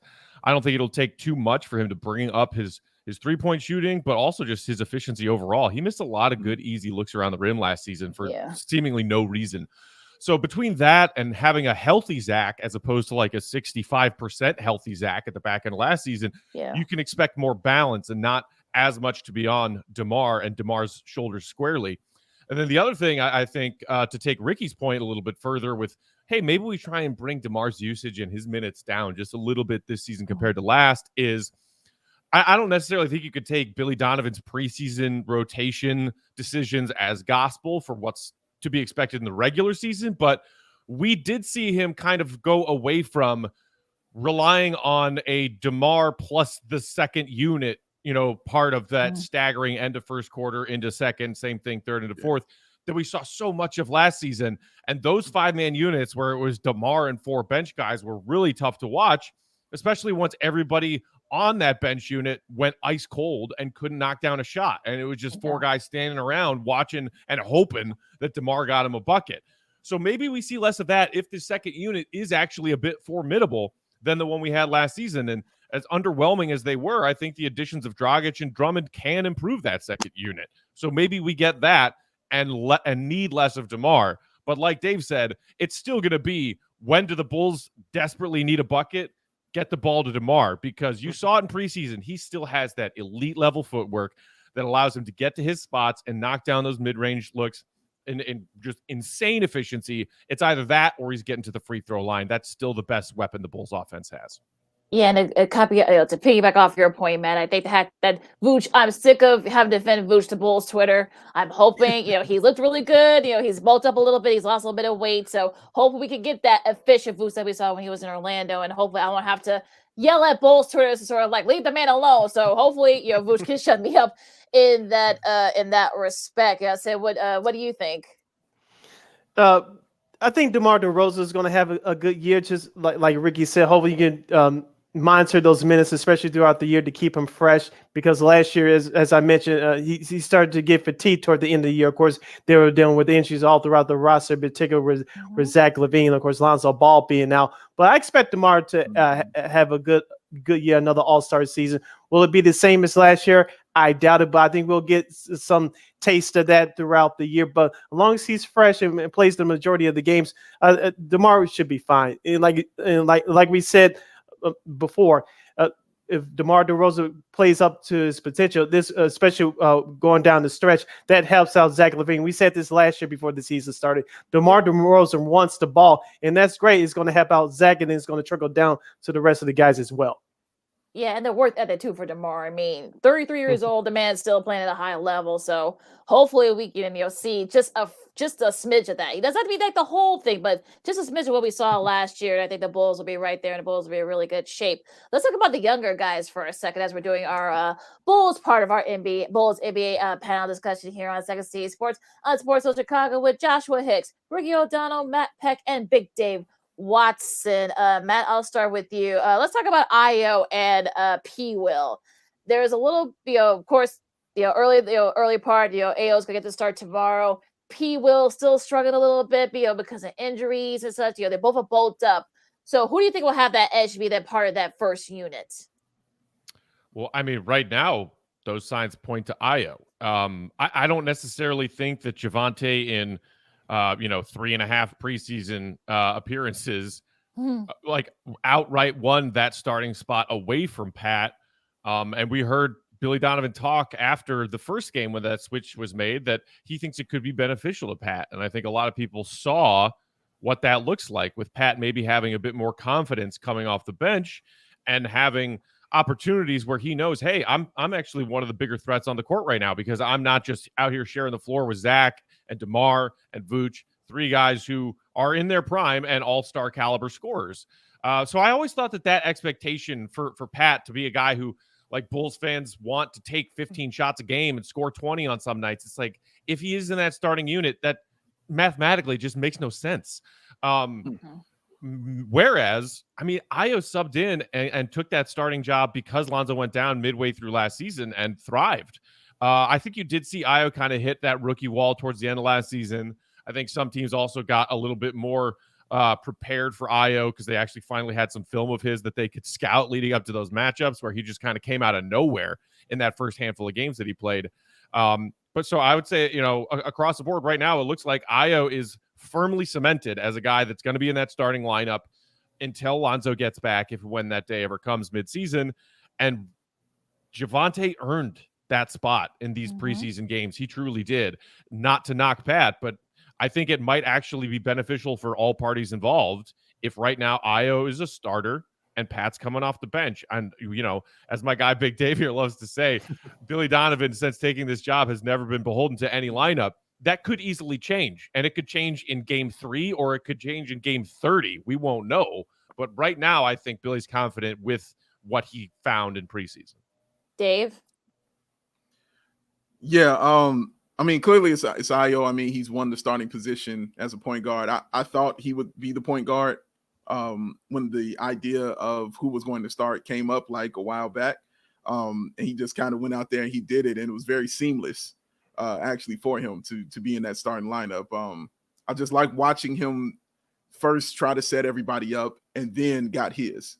And I like that aspect of it. And I want to see how he's doing against the elite point guards when they're game planning for him now. Because last season, there wasn't really a game plan for Ayo. You know, he was kind of coming off the bench. Even when Lonzo went down, you know, he was a rookie. Teams weren't really as concerned with him as they might be this season. So I'm interested to see that. But I think he's up to the task because that dude is a beast. Like I tell everybody, he looks like Creed right now. Like that dude's in shape. He's ready to play. His shot has changed. Like Ricky said, his shot changed and it looks a little quicker. And yeah, he looks a little more decisive. So I'm interested to see him actually with the first and second unit. I'm interested to see him and what he does. As far as Pat is concerned, I think he's a concern for me. I won't speak for Bulls Nation, but for me, he's definitely a concern. I don't care that he comes off the bench. I don't care if he starts. I just care about his growth and him helping this basketball team. If he does that better coming off the bench and looks more comfortable there, let him come off the bench. I don't mind that. Some people are more comfortable when it's not on them. And Pat, right now in his career, looks like he feels more comfortable with it not being on him. Like he likes being a part of the winning and not the entire reason for it. And that's okay. You know what I mean? He's in year 3. The man came off the bench in Florida. That's kind of what he was used to. So I'm okay with that. He likes Dragic. He mentioned Dragic a lot when he talked about it. He enjoys talking to him, picking his brain and how he works. Well, Dragic is definitely coming off the bench. So I don't mind him being there. All I want to see is that growth we saw in the last game because I was watching him start strong but not finish strong. And what I mean is like he would make the right move. You would see him make the Euro step, you know, make the spin move, whatever he did. And then when he got there, he would try to lay it up. And he wouldn't finish it strong. And that's when he's like, oh, snap. There are athletes like Zion Williamson that will come smash this into the third row. You know, oh, snap. Everybody in NBA can jump really high. You know, it's really tall. I have to do that. And you saw that in the last game. After he did that, it was dunk city for him after that. It was just, I'm dunking everything, and that's what's going to happen. That's all I want to see from him is that kind of growth because it's more mental with Ayo than with Pat than it is physical. At least for me, it is right now. But I'm excited about what he can bring for this team. I'm excited about what he can bring for that second unit. And hopefully he gets more and more and more confident in his game. And it just helps the Bulls and helps himself as well. Josh? Yeah, I think I agree with what everybody said. It's pretty much a given that this preseason Iowa was going to take that starting job, and when Billy Donovan confirmed it, it was really no surprises. But obviously, I think the biggest thing as we covered the Bulls is in its own way, monitor the expectations we have for P. Will just because of his draft status. That is something that has kind of plagued the conversation as far as is Pat Williams really going to grow or be an integral part of this team or not moving forward. And Patrick Williams is not. He's heard all the rumors. He's heard all the talks and conversations and narratives. But he's a team guy and he focuses on winning. And whatever role that looks like was right now is definitely clearly on the bench because Javonte has improved and accelerated his game at such a rate that it not only benefits the Bulls offensively but defensively too. So that's kind of a given on the P. Will side of things. But the connecting factor between P. Will and Ayo is going to be Goran Dragic. And Goran Dragic is the key because he's going to probably play a lot in that second unit with P. Will, which P. Will has praised and raved over Goran Dragic and what he brings to the table, and he loves to learn and pick his brain. That's from what he's told me. But at the same time, Goran's excited to teach Ayo.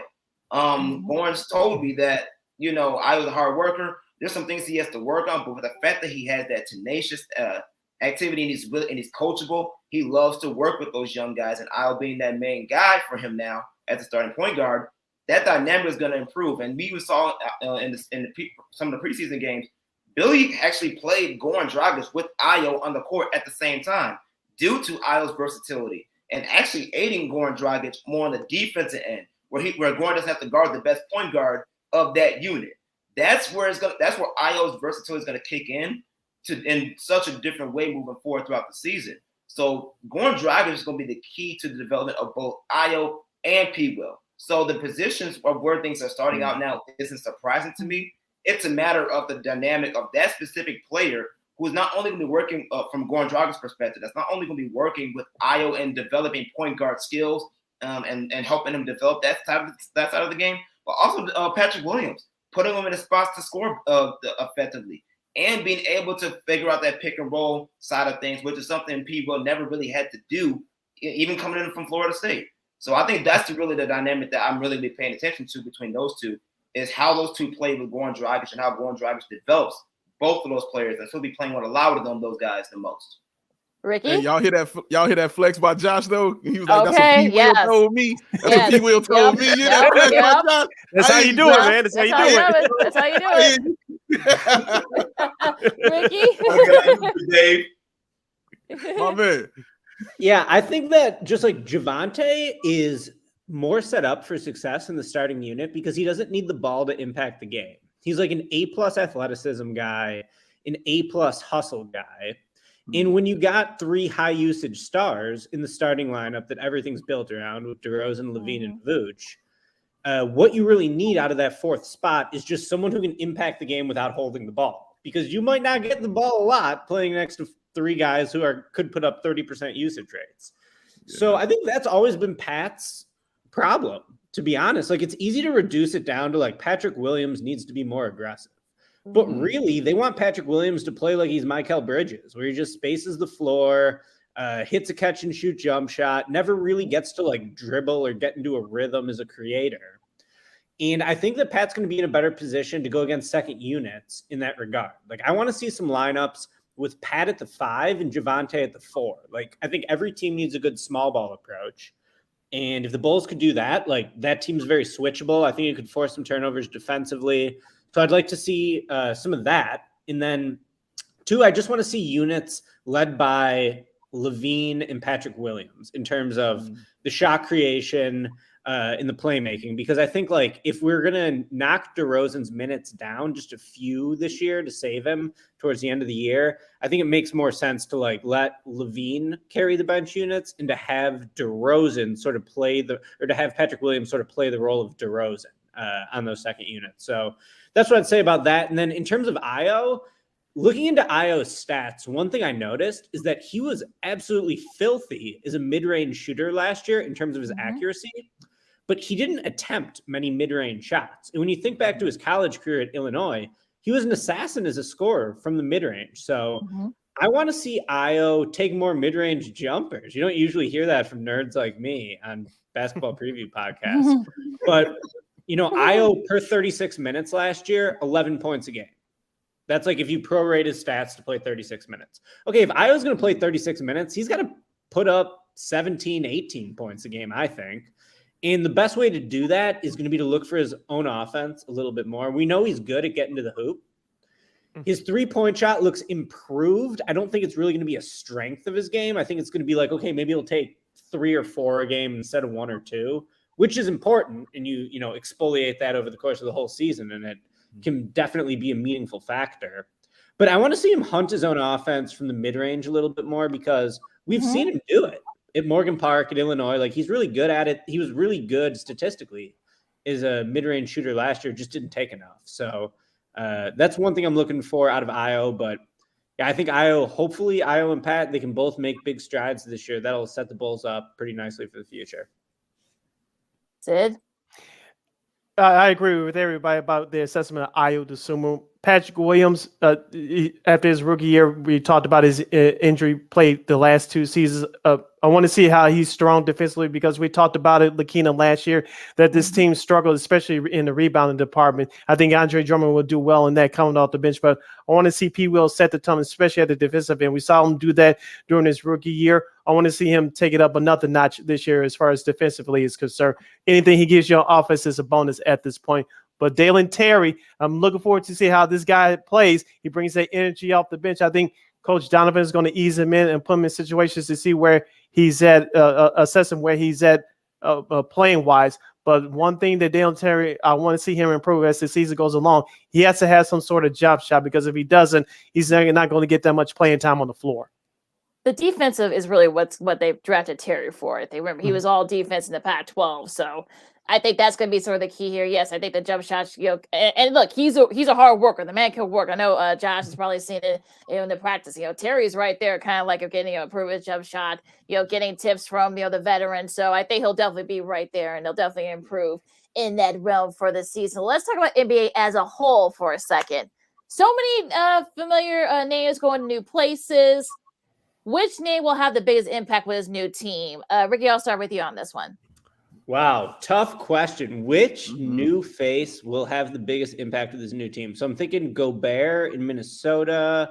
We got Jalen Brunson in New York. We got Donovan Mitchell in Cleveland. DeJounte Murray in Atlanta. All right, I'm just trying to run through it all now. I'm going to say Donovan Mitchell. So many. There's so many. I'm going to say Donovan Mitchell. Because normally I don't like having 2 small guards in the backcourt like that with Mitchell and Garland, but both of them are really good, can play both on or off the ball because they can both shoot. They can both, blow by their man and create for their teammates. And if you're going to have 2 small guards, you worry about defense, but then they got 2 7-footers behind them. And Evan Mobley, I think, can be potentially the best defensive player in the league down the line. He's still young, second year.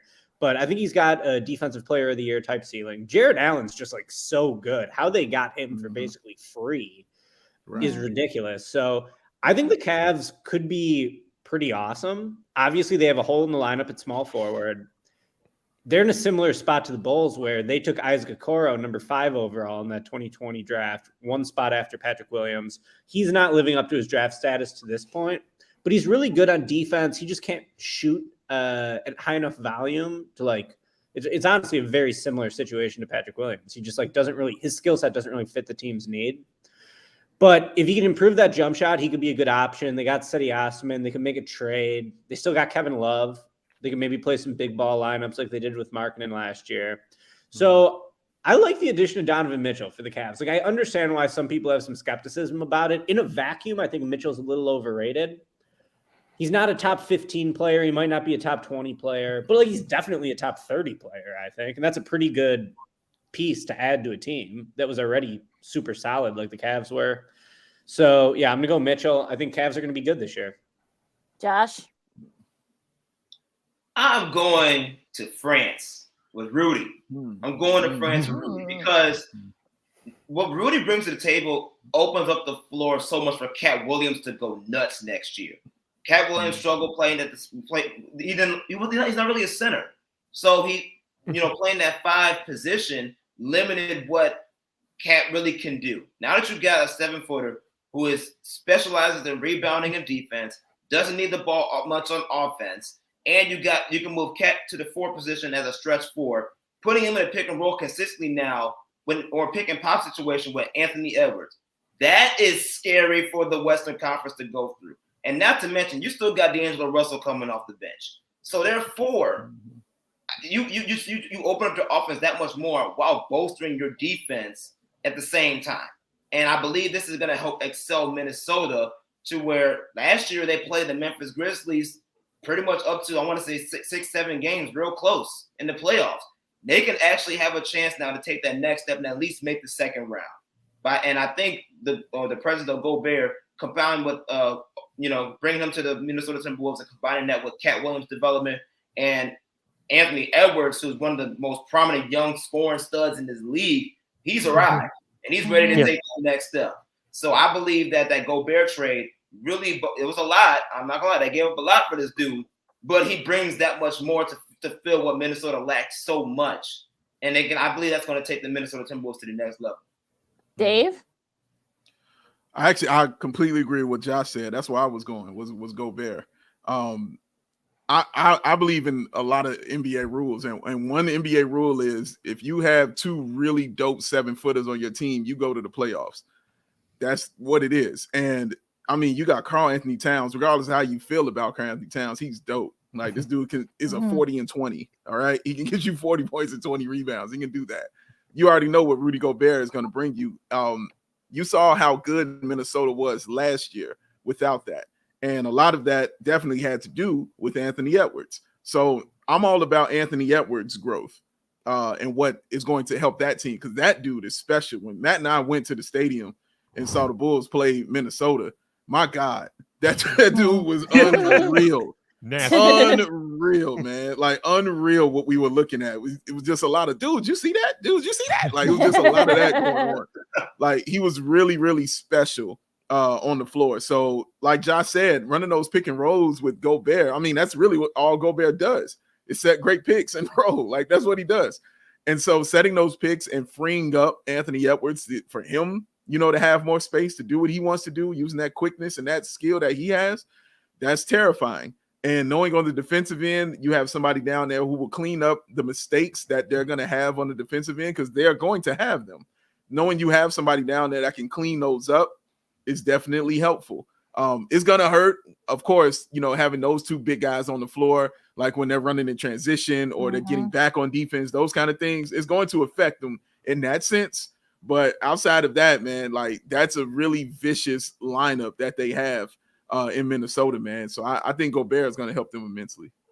And Matt. Well, yeah, I mean, I'm totally on board here. I do agree, with what Josh was talking about and Dave with Rudy, basically allowing, Karl Anthony Towns to function as his best self and not worry as much about, his assignments on the defensive end. Not like he's going to stop playing defense entirely, but Rudy by himself is a top 10 defense. We all know this by now. And along with the way that Ant is turning himself into a just scoring phenom in this league, that team's going to be scary. And I'm also right there aligned with Ricky in that I hate the fact that the Cavs stole Donovan Mitchell away from the Knicks at the last second, because I do think it makes them a lot better, and they're a division rival of the Bulls, and it's going to make it that much harder for the Bulls to get a top 6 seed this season. But just to mix things up, I'll turn to the team that was 2 wins away from winning an NBA championship last season in the Boston Celtics. Obviously, the biggest story of the tail end of the offseason coming into training camp is the drama surrounding their head coach, Ime Udoka, and everything that's going on there, and him now being suspended for a full season. But they still have the same core of players that were 2 wins away from an NBA chip last year. And a couple of fringe signings, one of them already didn't work out with Gallinari suffering that injury right after that deal happened. Blake Griffin pretty much washed at this point. But the one that I think seems to be going under the radar a lot is the fact that the Celtics added Brogdon this offseason. That is a stud player that you're adding to an already incredibly deep team that was, they were right there last season. If Tatum or Brown have one or two more decent shooting nights, maybe we're talking about the Celtics trying to defend the championship this season instead of the Warriors. So I'm really curious to see how the Celtics work Brogdon in from a usage perspective with that trio of stars that they have. Does Horford have one more, incredible year in him, pushing back Father Time one more year? That remains to be seen. But I mean, all the things that Brogdon can do on an NBA court, it's kind of crazy to me how few people are talking about that as being a big move, because obviously his name is not as big as a Donovan Mitchell or a Rudy Gobert, but he is a damn good player that just got added to the second best team in the league. That's it. Real quick, Lakeena, I'll give you to break protocol a little bit. Okay. John Wall of the Los Angeles Clippers. That's what I was he's going to help out that second unit with the Clippers. The Clippers, all the young guys got experience last year due to Kawhi being out and Paul George missing parts of last year. Number 2, hometown guy Patrick Beverly with the Lakers. I'm not saying the Lakers are going to go anywhere. We'll get into that in just a moment, but he's definitely going to bring that defensive energy that team sorely lacked a year ago. He may push Russell Westbrook off the team, but we'll see about that. But I think Patrick Beverly is going to bring a much needed defensive charge to that Lakers team they so desperately need. So John Wall and Patrick Beverly for me. Yeah, I'll piggyback off that, and I'll go toss back to you for the guy's next question. But yeah, I think Wall kind of definitely add that point guard sort of aspect of it, because that's the thing that's been missing for the Clippers the last couple of years. He kind of be that extra guy to kind of take that last shot, from PG and Kawhi. Because look, it's going to take a while for Kawhi to kind of get back into it, because he didn't play all of last year. So I think having a veteran like John Wall to kind of like help out with the other great young core group of guys that got on the team, I think the Clippers could definitely be the favorite of that Pacific Division. So that's kind of like my thing with that. So Sid, yeah, Dave. Can I ask a question? Yeah, I had a question for you, Lakeena. What is it that you don't like about Donovan Mitchell on the Cavs? I saw you have some pushback on that. It was just the fact that it doesn't seem like a right fit, and I think Rick, you who allude to the fact that they still don't have a guard that kind of have the same issue as the Bulls do. I'm trying to think of what the fit is with them. I mean, they traded Sexton for it. I just need to kind of see it first before I can kind of see it, before I can put like Cleveland like ahead of the Bulls in that division. That's just my thing with it. Okay. You listen to our Chicago Bulls NBA Power Hour previewing the upcoming 2022-23 season right here on Sega City Sports. We're live in living color. I'm Sid, that's Lakeena, with our great panel, Joshua M. Hicks, Ricky O'Donnell, Matt Peck, and Big Dave Watson as we head down the home stretch of our preview Power Hour today. I want to get into the rest of the Western Conference with you guys. I'll start up with you, Josh. The Golden State Warriors, they're the defending champions. Of course, we all know with the drama with Draymond Green and Jordan Poole. We don't have to rehash that. But what do you expect from the Golden State Warriors this season? Assuming we don't have too many injuries throughout the rest of the conference powerhouse teams, do you expect the Warriors to return to the NBA Finals, or will it be a tougher road compared to a year ago? Both. I think it's going to be a tougher road for them to get back to the NBA Finals, but they'll get there. Just because of the fact that, we cannot deny the fact that you obviously have Steph Curry, Klay Thompson, Draymond, and the original core coming back, and they're coming back stronger than ever. You actually have you're going to start the season with an actually healthy Klay Thompson, and the big X factor to all of this, aside from obviously Jordan Poole and staying alive and not getting knocked out every practice, it is the impact of James Wiseman. If James Wiseman can stay healthy, they actually have a true center that is better that they never had before in any of their title runs. You get that compared with Kevin Looney, your front court is solid. And that is what's going to be needed going up in the Western Conference, when you're going to be playing against Jokic, you're going to be playing against Rudy Gobert, Anthony Davis, etc. So because of all of that taking place, I think the Warriors will get there. It's going to be a tougher road. But if James Wiseman comes out and does what we know he can do on both ends of the floor, combined with what everybody else is doing on the Golden State Warriors, and clearly we can't have any more accidents of people getting knocked out. Good. They're going to the finals. They're going back there. It's hard to stop what they already bring to the table. But if everybody's healthy and those additions continue to take place, forget it. They back to the finals, man. Dave? I mean, I'm gonna have to see it first before I pick against them. You know what I mean? Like it's like Josh said, it's just hard to stop that. There is no defense for Steph Curry. Like it just doesn't exist. Like prayer, like that's it. That's all you got for Steph. But he's absolutely right. Wiseman is the equalizer for this to a much lesser extent. It reminds me of when Brian Williams or Bison Dele was with the Bulls when they won their 5th championship, and just kind of how he was that equalizer for that team. That's what Wiseman is in a West filled with centers, you know what I'm saying, who are really, really dope and really, really good. If he's up to what he is, I mean, he's number 2 pick in the draft, man. Like if he's up to that, he will extend the careers of the veterans, number one, and he will allow other veterans to get, because they'll be getting rest on the floor and off the floor. They'll be able to say, hey, we're taking the night off on this one. Hey, Wiseman's got it for that. So he'll be helpful in that sense. Jordan Poole is a beast, man. Like he really is. That dude can play some basketball. He is really special with that. So I'm interested to see they're developing their young guys really well. But for me, it's really all about Wiseman. And because if he's that guy, and the West is loaded as they always are. Like y'all know, I love John Morant, and you know I love Luka, like, and how special he is, and that is a special team. They are coming. They are hungry. Those are 2 really, truly hungry teams. And you could throw Denver in there as well. You know, health depending, they're a problem. You know, that is a heck of a trio, you know, that they have with Michael Porter Jr. and Jamal Murray, and of course the 2-time MVP. Like they're vicious. Like those are really good teams. We just talked about Minnesota out there. I'm not counting out the Lakers. I'm not saying they're going to the finals, but damn, that's, you know, you got LeBron. Like you're still a concern. You know what I'm saying? Like you're still a concern.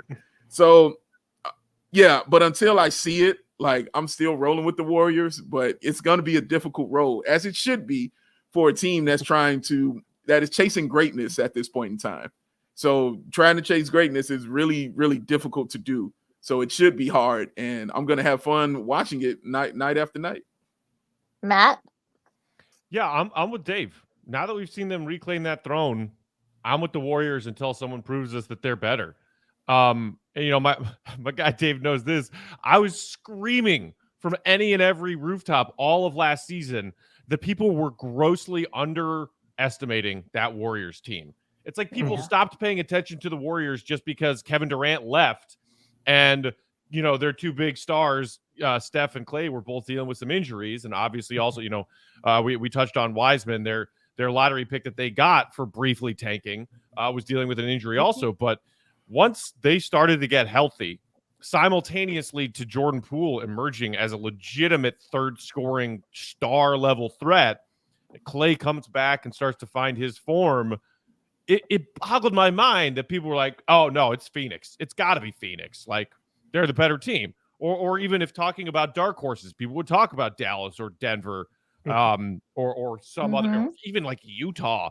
But like people were like, it's the Warriors. And they won a chip without Kevin Durant before he got there. And people were so disrespectful to that and of that. So I'm not concerned about the Draymond Poole thing. It was a fun, entertaining story to keep us entertained in the last, you know, dregs of the offseason. But kind of like if there was any team that could handle Dennis Rodman back in the day, it was the Bulls with MJ and Phil and all of that leadership around that team. I feel the same way about the Warriors. Steve Kerr, Steph Curry, you know, it seems like Jordan Poole's already over it. Maybe there is some lingering resentment that he's, you know, not making public right now, but I think they all have one very primary goal, and that's to win another championship this season. I think they could do it. Ricky? I think the Warriors are definitely going to be in the mix in the West. But I'm looking at 2 teams that last year were sort of compromised by injuries, in the Clippers and the Nuggets. I'm going to go Clippers to win the title this year. I think that the Clippers, here's a hot take for you. I think they got the best roster in the NBA, 1-15. I think they got the best head coach in Ty Lue. I know the Spoelstra fans will take issue with that, but I think Ty Lue is absolutely an elite head coach. And I think they got the best franchisee governor in Steve Ballmer, who will just spend whatever amount of money it takes to add another piece to that team. Last year, they picked up. I love the Norman veiled Powell. Ricky shot at Jerry when we're not even talking about the Oh, right? So good. You saw that. You noticed that too, right, Matt? Yeah, I mean, it's not there. Like Jerry Reinsdorf bases his entire operation around getting a luxury tax check from Steve Ballmer, who is in a big market. Exactly. And this year, it's $17 million free dollars for Jerry Reinsdorf. Pretty remarkable. $17 million free dollars because he wouldn't spend the entirety of the mid-level exception in the offseason. Pathetic stuff from Bulls. But I think the Clippers are just loaded. Like, it really depends on, like, Kawhi. Like, is Kawhi still capable of being a top 5 guy in the league? Yeah. Or a top 7 guy in the league? But I think Paul George is probably the league's best number 2 option. There's some good debate there. Could still be Anthony Davis. Could be Jaylen Brown. Lots of different guys. Brandon Ingram, maybe. But I'll still roll with PG. I think PG is awesome. I love just how they could play small with Covington and with Nick Batum in the front court. I like that they just have like a lot of different scoring options too. Like Luke Kennard shot, I want to say like 45% on threes last year, and he's like their 10th man. Like they just have a lot of different guys that can throw at you. Ty Lue, when he was the coach of the Cavs, really proved that like he can just push the right buttons. Like he can make tough decisions and he can adjust to what he's seeing on the fly. I think that's the most important part of the playoffs is like having a coach that could be like, this isn't working. We're going to try this. Just like constantly being able to react and, just sort of like see into the future on what sort of problems can be facing the team. So I'm going to go Clips this year over the Warriors. I look at last year, like the Warriors were fantastic, no doubt. But Clippers and Nuggets were both like never had a chance because they were missing their best players for most of the year, for all the year. And then like, I don't know. I just think like the Warriors are good, but I'm going with some new blood in the championship picture this year. Yeah, for me, I'm gonna be with you, Ricky. I think the Clippers, not saying that they're gonna win it all, but I think they're definitely gonna give the Warriors fits, I feel like, because of what you just said. Having John Wall, and I think that gives you that point guard, gives the extra guy to kind of feed out of. Because, like I said, Kawhi, it's going to take a while for Kawhi to kind of get back into playing shape. So, for me, I think, the Warriors, until someone beats them, I think the Clippers have a good shot of doing that. Yeah, I'm with Ricky as well. The Clippers, Lakeena, we talked about it on our shows last year. Tyronn Lue did his best job coaching last year. Paul George was in the lineup. Kawhi Leonard missed the entire year.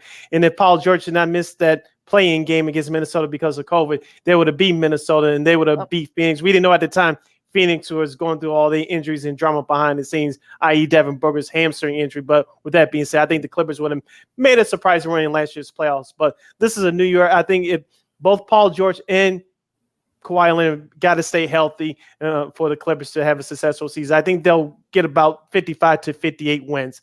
So I got the Clippers coming out in the West for me. All right, as we few more minutes here with our illustrious Bulls NBA panel here on Second City Sports on Sports Zone Chicago. Now, real quick, guys, who will have the better record, the Clippers or the Lakers? We'll do we'll be LA focused for this next to last question.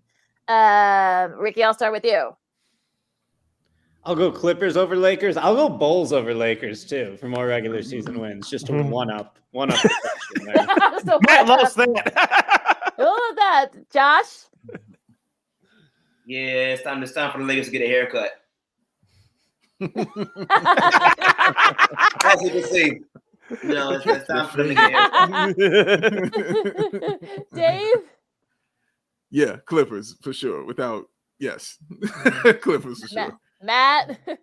Yeah. I mean, I don't have the same level of championship optimism for the Clippers as Ricky and some of you do. But they are absolutely, as Ricky said, way more talented on paper than the Lakers. And they don't have the dysfunction that the Lakers will probably have to face once again this season. Give me the Clippers. Give me the Clippers to maybe come close to doubling the Lakers win total. The Lakers are going to be a mess, and I'm going to love it. I will say this. I'll say this. Patrick Beverly is definitely going to get in John Wall's head. That is going to happen.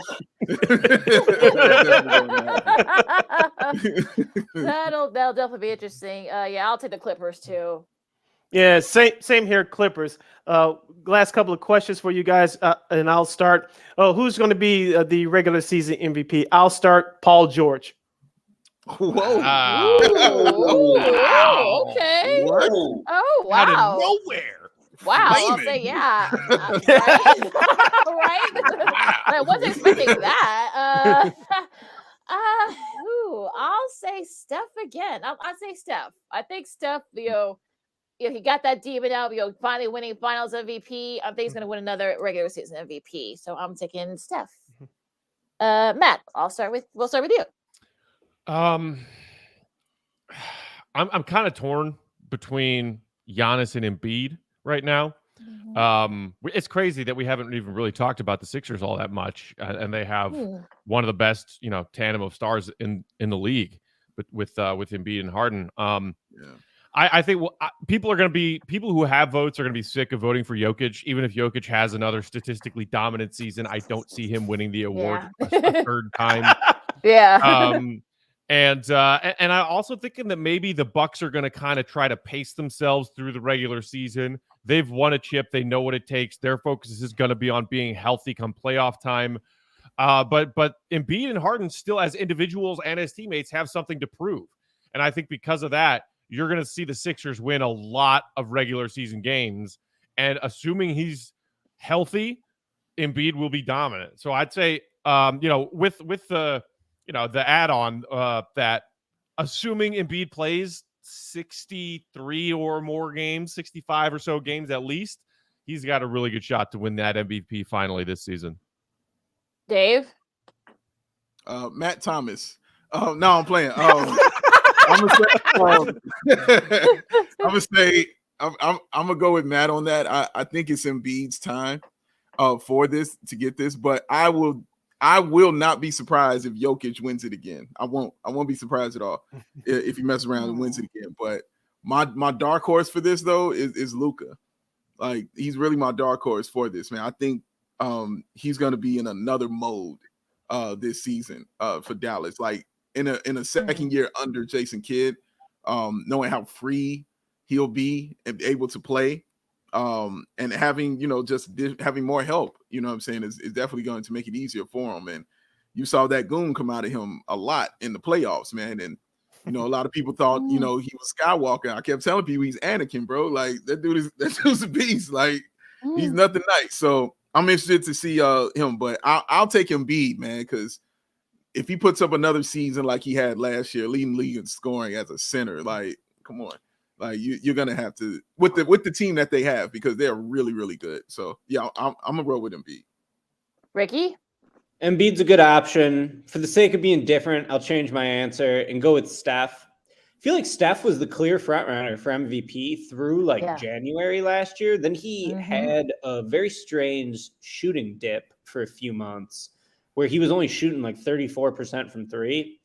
And then in the playoffs, he started playing like Steph again, and the Warriors won the championship. So I think they're going to need Steph a little bit more in the regular season this year. I probably would have picked Embiid, but to switch it up, I'll go Steph. I think he's going to have a huge year. Josh?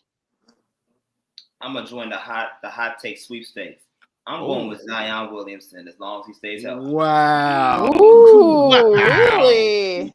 The Pelicans, the young core they got going on there together. The only reason why they didn't take that next level, because they missed their superstar in Zion Williamson. You got Brandon Ingram, you got CJ McCollum there. If Zion Williamson can stay healthy and play majority of the games this year, which obviously I know is a far-fetched situation, knowing that if it's his history in the league so far, man, oh man, watch out. Watch out. Zion's gonna make a name this season. I'm looking for him to have a big one. I think he'll definitely win most improved, if nothing else, or even comeback. I think comeback will probably be sort of like definitely he'll definitely win that. All right, real quick now, October 17th, it's just after 2:00 Central Time. We're gonna have you guys back midway through the season, so feel free, if your picks stink, we'll give you a chance to change them. Who wins the NBA championship as of October 17th? Josh, I'll start with you. Ooh. Why you do this to me? Okay. Like I said, I'm gonna give you a month of limit through the season. So if you want, I'll give you guys a change it. But right now, October 17th. Okay. Here's your Right pick. now, Right now, this is gonna be kind of far fetched for me, but I'm really into the hot takes this season. I'm going with it. Warriors versus the Brooklyn Nets in the finals. Ooh. And I am picking the Warriors. Okay. Oh, okay, Matt. Wow. I love that. Brooklyn. We didn't even talk about Brooklyn. Ben I Simmons' know. name did not come up once when we were talking about like which, I guess Right. technically he was in Brooklyn last season, but he didn't play. That's true. I'm gonna stick with the Warriors getting back one more time. I think this core has one more championship run in them, at least one more run to the finals, whether or not they can win it.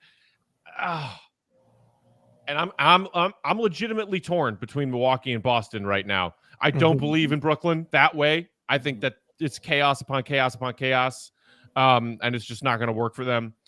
I think that Boston can get through this whole Udoka drama, and they, as we discussed earlier, are so talented.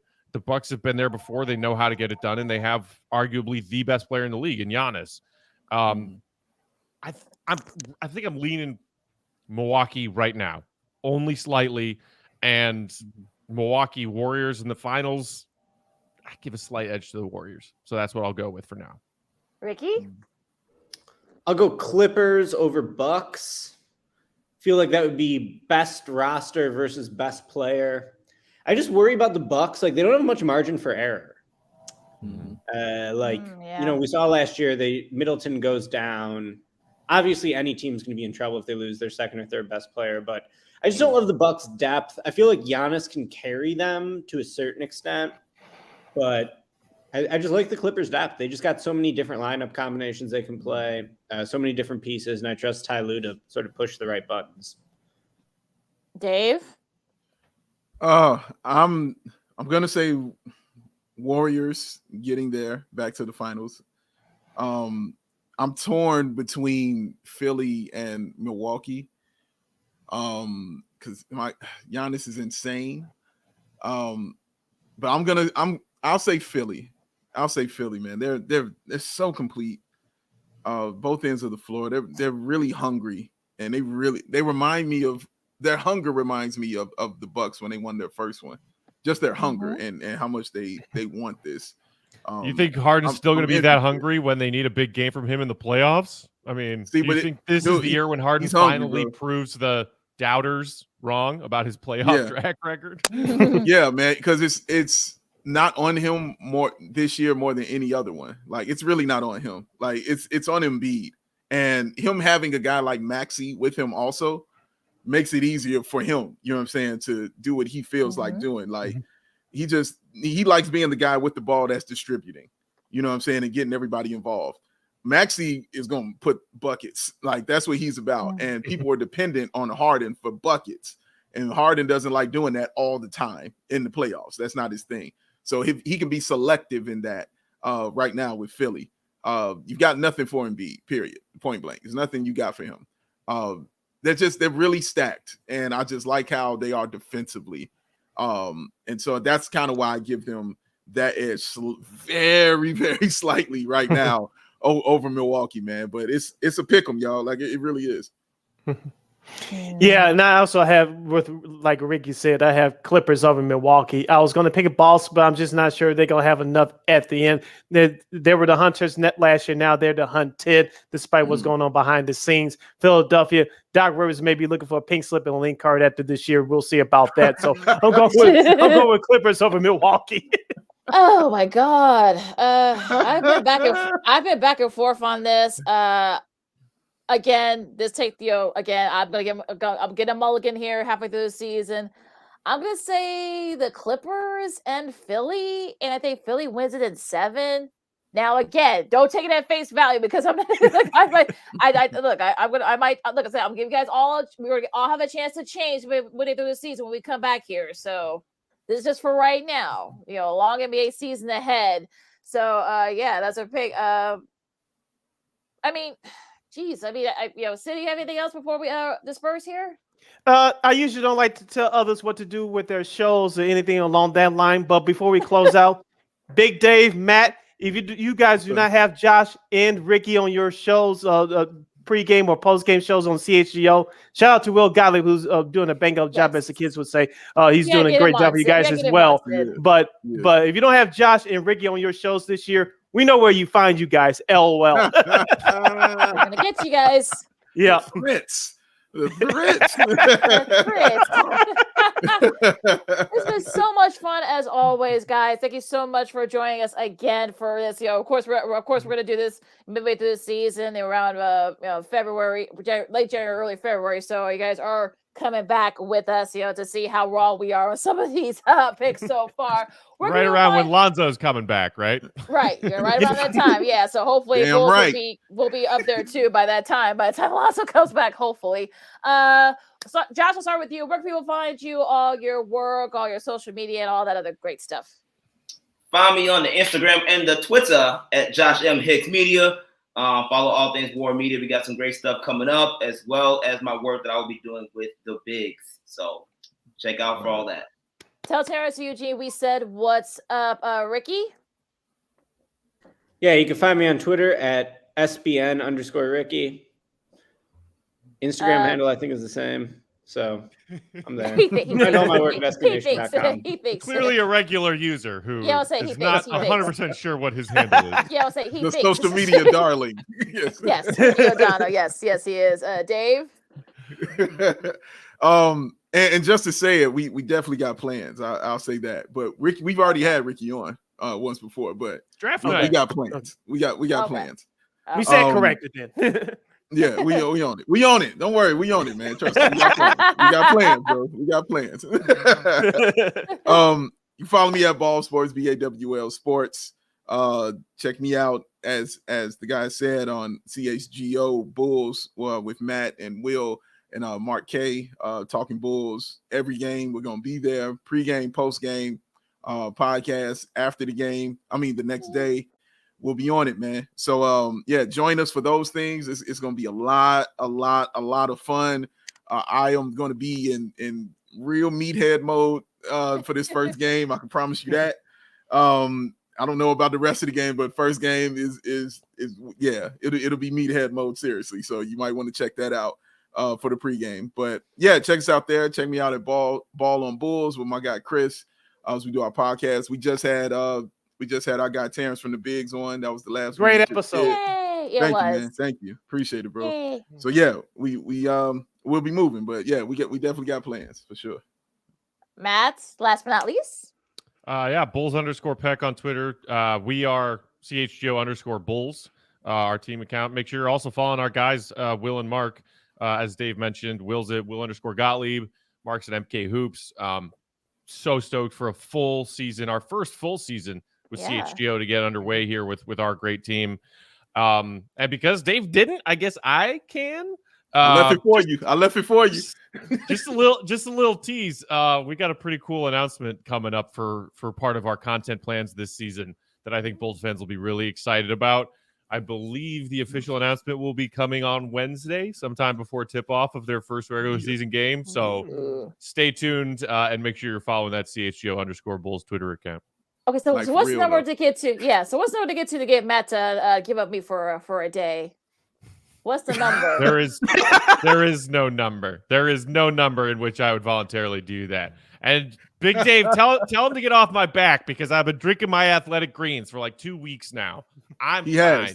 He's been doing his athletic greens for 2 weeks. I'm very proud of him. He said 30 days he was going to do it. So he's been on it, man. So yeah, he's been doing this thing. I'm very proud of Matt.